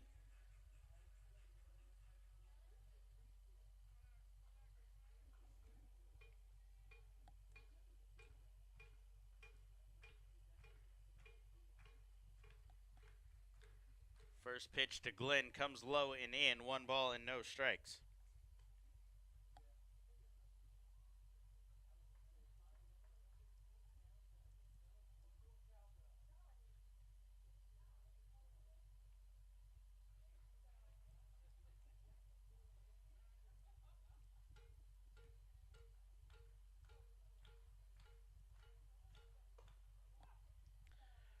Called strike on a 1-0 pitch to Glenn, and the count evens up 1-1.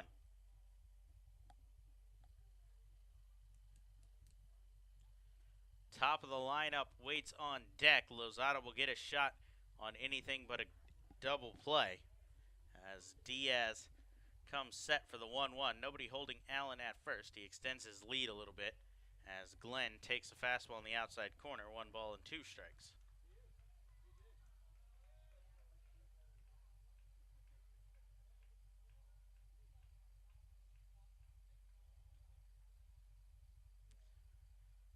Blue Crabs looking to snap the 6-game losing streak. They've got work to do here in the bottom of the 9th.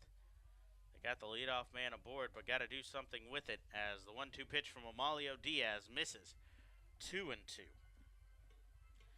They need 3. 5-2 the score here. The Blue Crabs have out-hit the Ducks 12-10, but have left 7 runners on base today.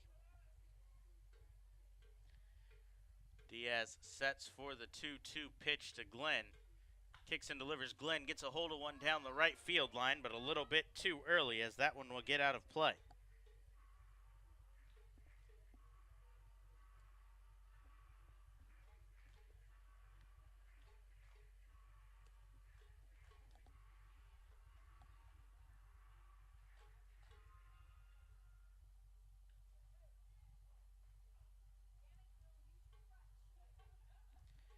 So of the 7 runners left on base, the Blue Crabs have stranded 4 in scoring position.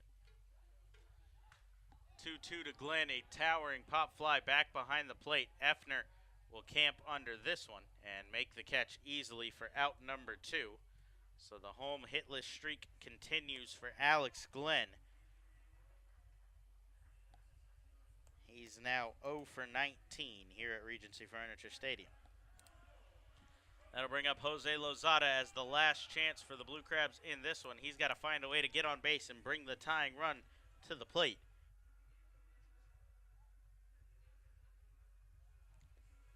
Edwin Garcia awaits on deck. He's 0 for 4, trying to extend the 3-game hitting streak, hoping he gets the chance here.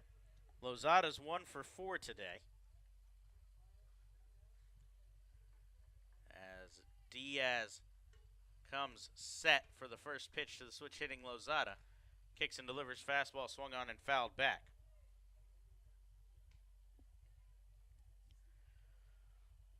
Lozada, a switch hitter, batting from the left side all day today. The Ducks have only thrown 1 lefty. It was Patrick Kreider in the 6th. He faced Palmero, Vaughn, and Nathans.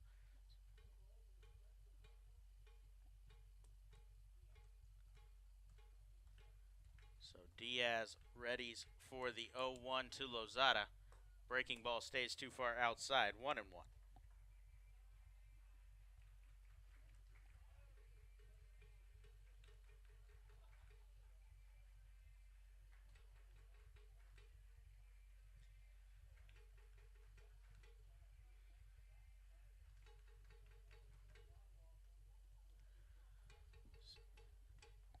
So Diaz takes his time with the new baseball. Now digs back into the rubber as time is called. The catcher, Effner, behind the plate, wants to reset the signs.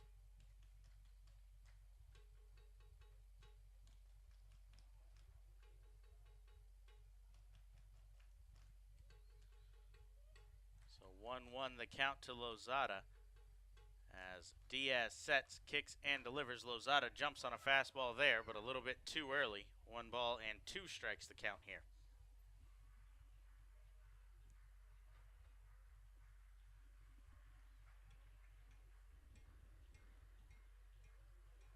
So the Blue Crabs down to their last strike here In the series against the Ducks, this is the last time these two teams will face each other on the season. Game 20 of 20 against Long Island.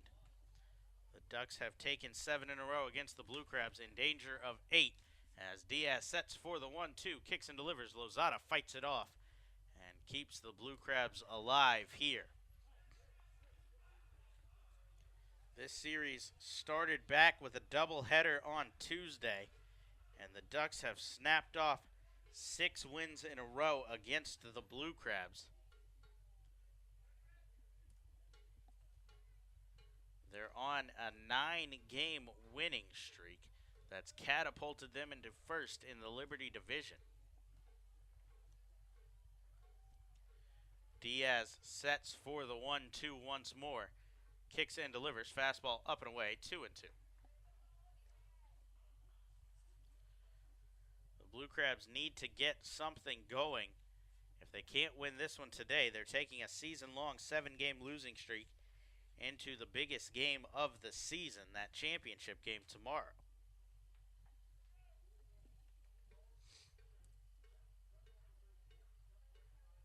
Two balls, 2 strikes, 2 outs as Diaz sets to Lozada, kicks and delivers. This one's flared out towards center. The center fielder, Barry, will drift to his right and make the catch to end the inning. The Ducks with a 7-game sweep of the Blue Crabs. Final score, Long Island 5, Southern Maryland 2. So the Ducks take 7 in a row from Southern Maryland. A 10-game winning streak for Long Island. They catapult into first in the Liberty Division during this series. The Blue Crabs have fallen way back in the Freedom Division in the second half, but tomorrow is the day they have their chance to make the playoffs. If the Blue Crabs win tomorrow, 6:35 first pitch in the first half Freedom Division Championship game against the visiting Lancaster Barnstormers. The Blue Crabs will go to 39-31 on the first half and clinch a spot in the Atlantic League playoffs where anything can happen. The Barnstormers are currently down 6-1 to Somerset, heading into the 9th inning at Clipper Magazine Stadium. So ideally, Somerset's coming in on a loss as well. The Blue Crabs will send Gabby Hernandez to the mound, the pitcher of the year candidate for the Blue Crabs. He's 8-3 with a 2.77 ERA. He'll match up with Brad Bergeson, the ace of the Lancaster staff, 9-6 with a 4.22 ERA. That matchup once again set for 6:35 tomorrow. If you're in or around Waldorf, Maryland, you've got to be here for that one. An exciting night. The Blue Crabs looking to return to the Atlantic League playoffs for the first time since 2015, when they made it to the Atlantic League Championship Series that year. But for the time being, they've dropped 7 in a row to the Long Island Ducks. Ducks take the final score here today, 5-2. The win will go to Tyler Levine. He's 3-0. The loss will go to Eric Fornatero. He's 0-3. And Amalio Diaz will be credited with his 9th save of the season. So final score once again, Ducks 5, Blue Crabs 2. We'll see you here at Regency Furniture Stadium tomorrow, or back here on the Blue Crabs Baseball Network, 6:35 first pitch for the championship game. Southern Maryland versus Lancaster. Winner clinches a spot in the Atlantic League playoffs. We'll see you tomorrow night here on the Blue Crabs Baseball Network.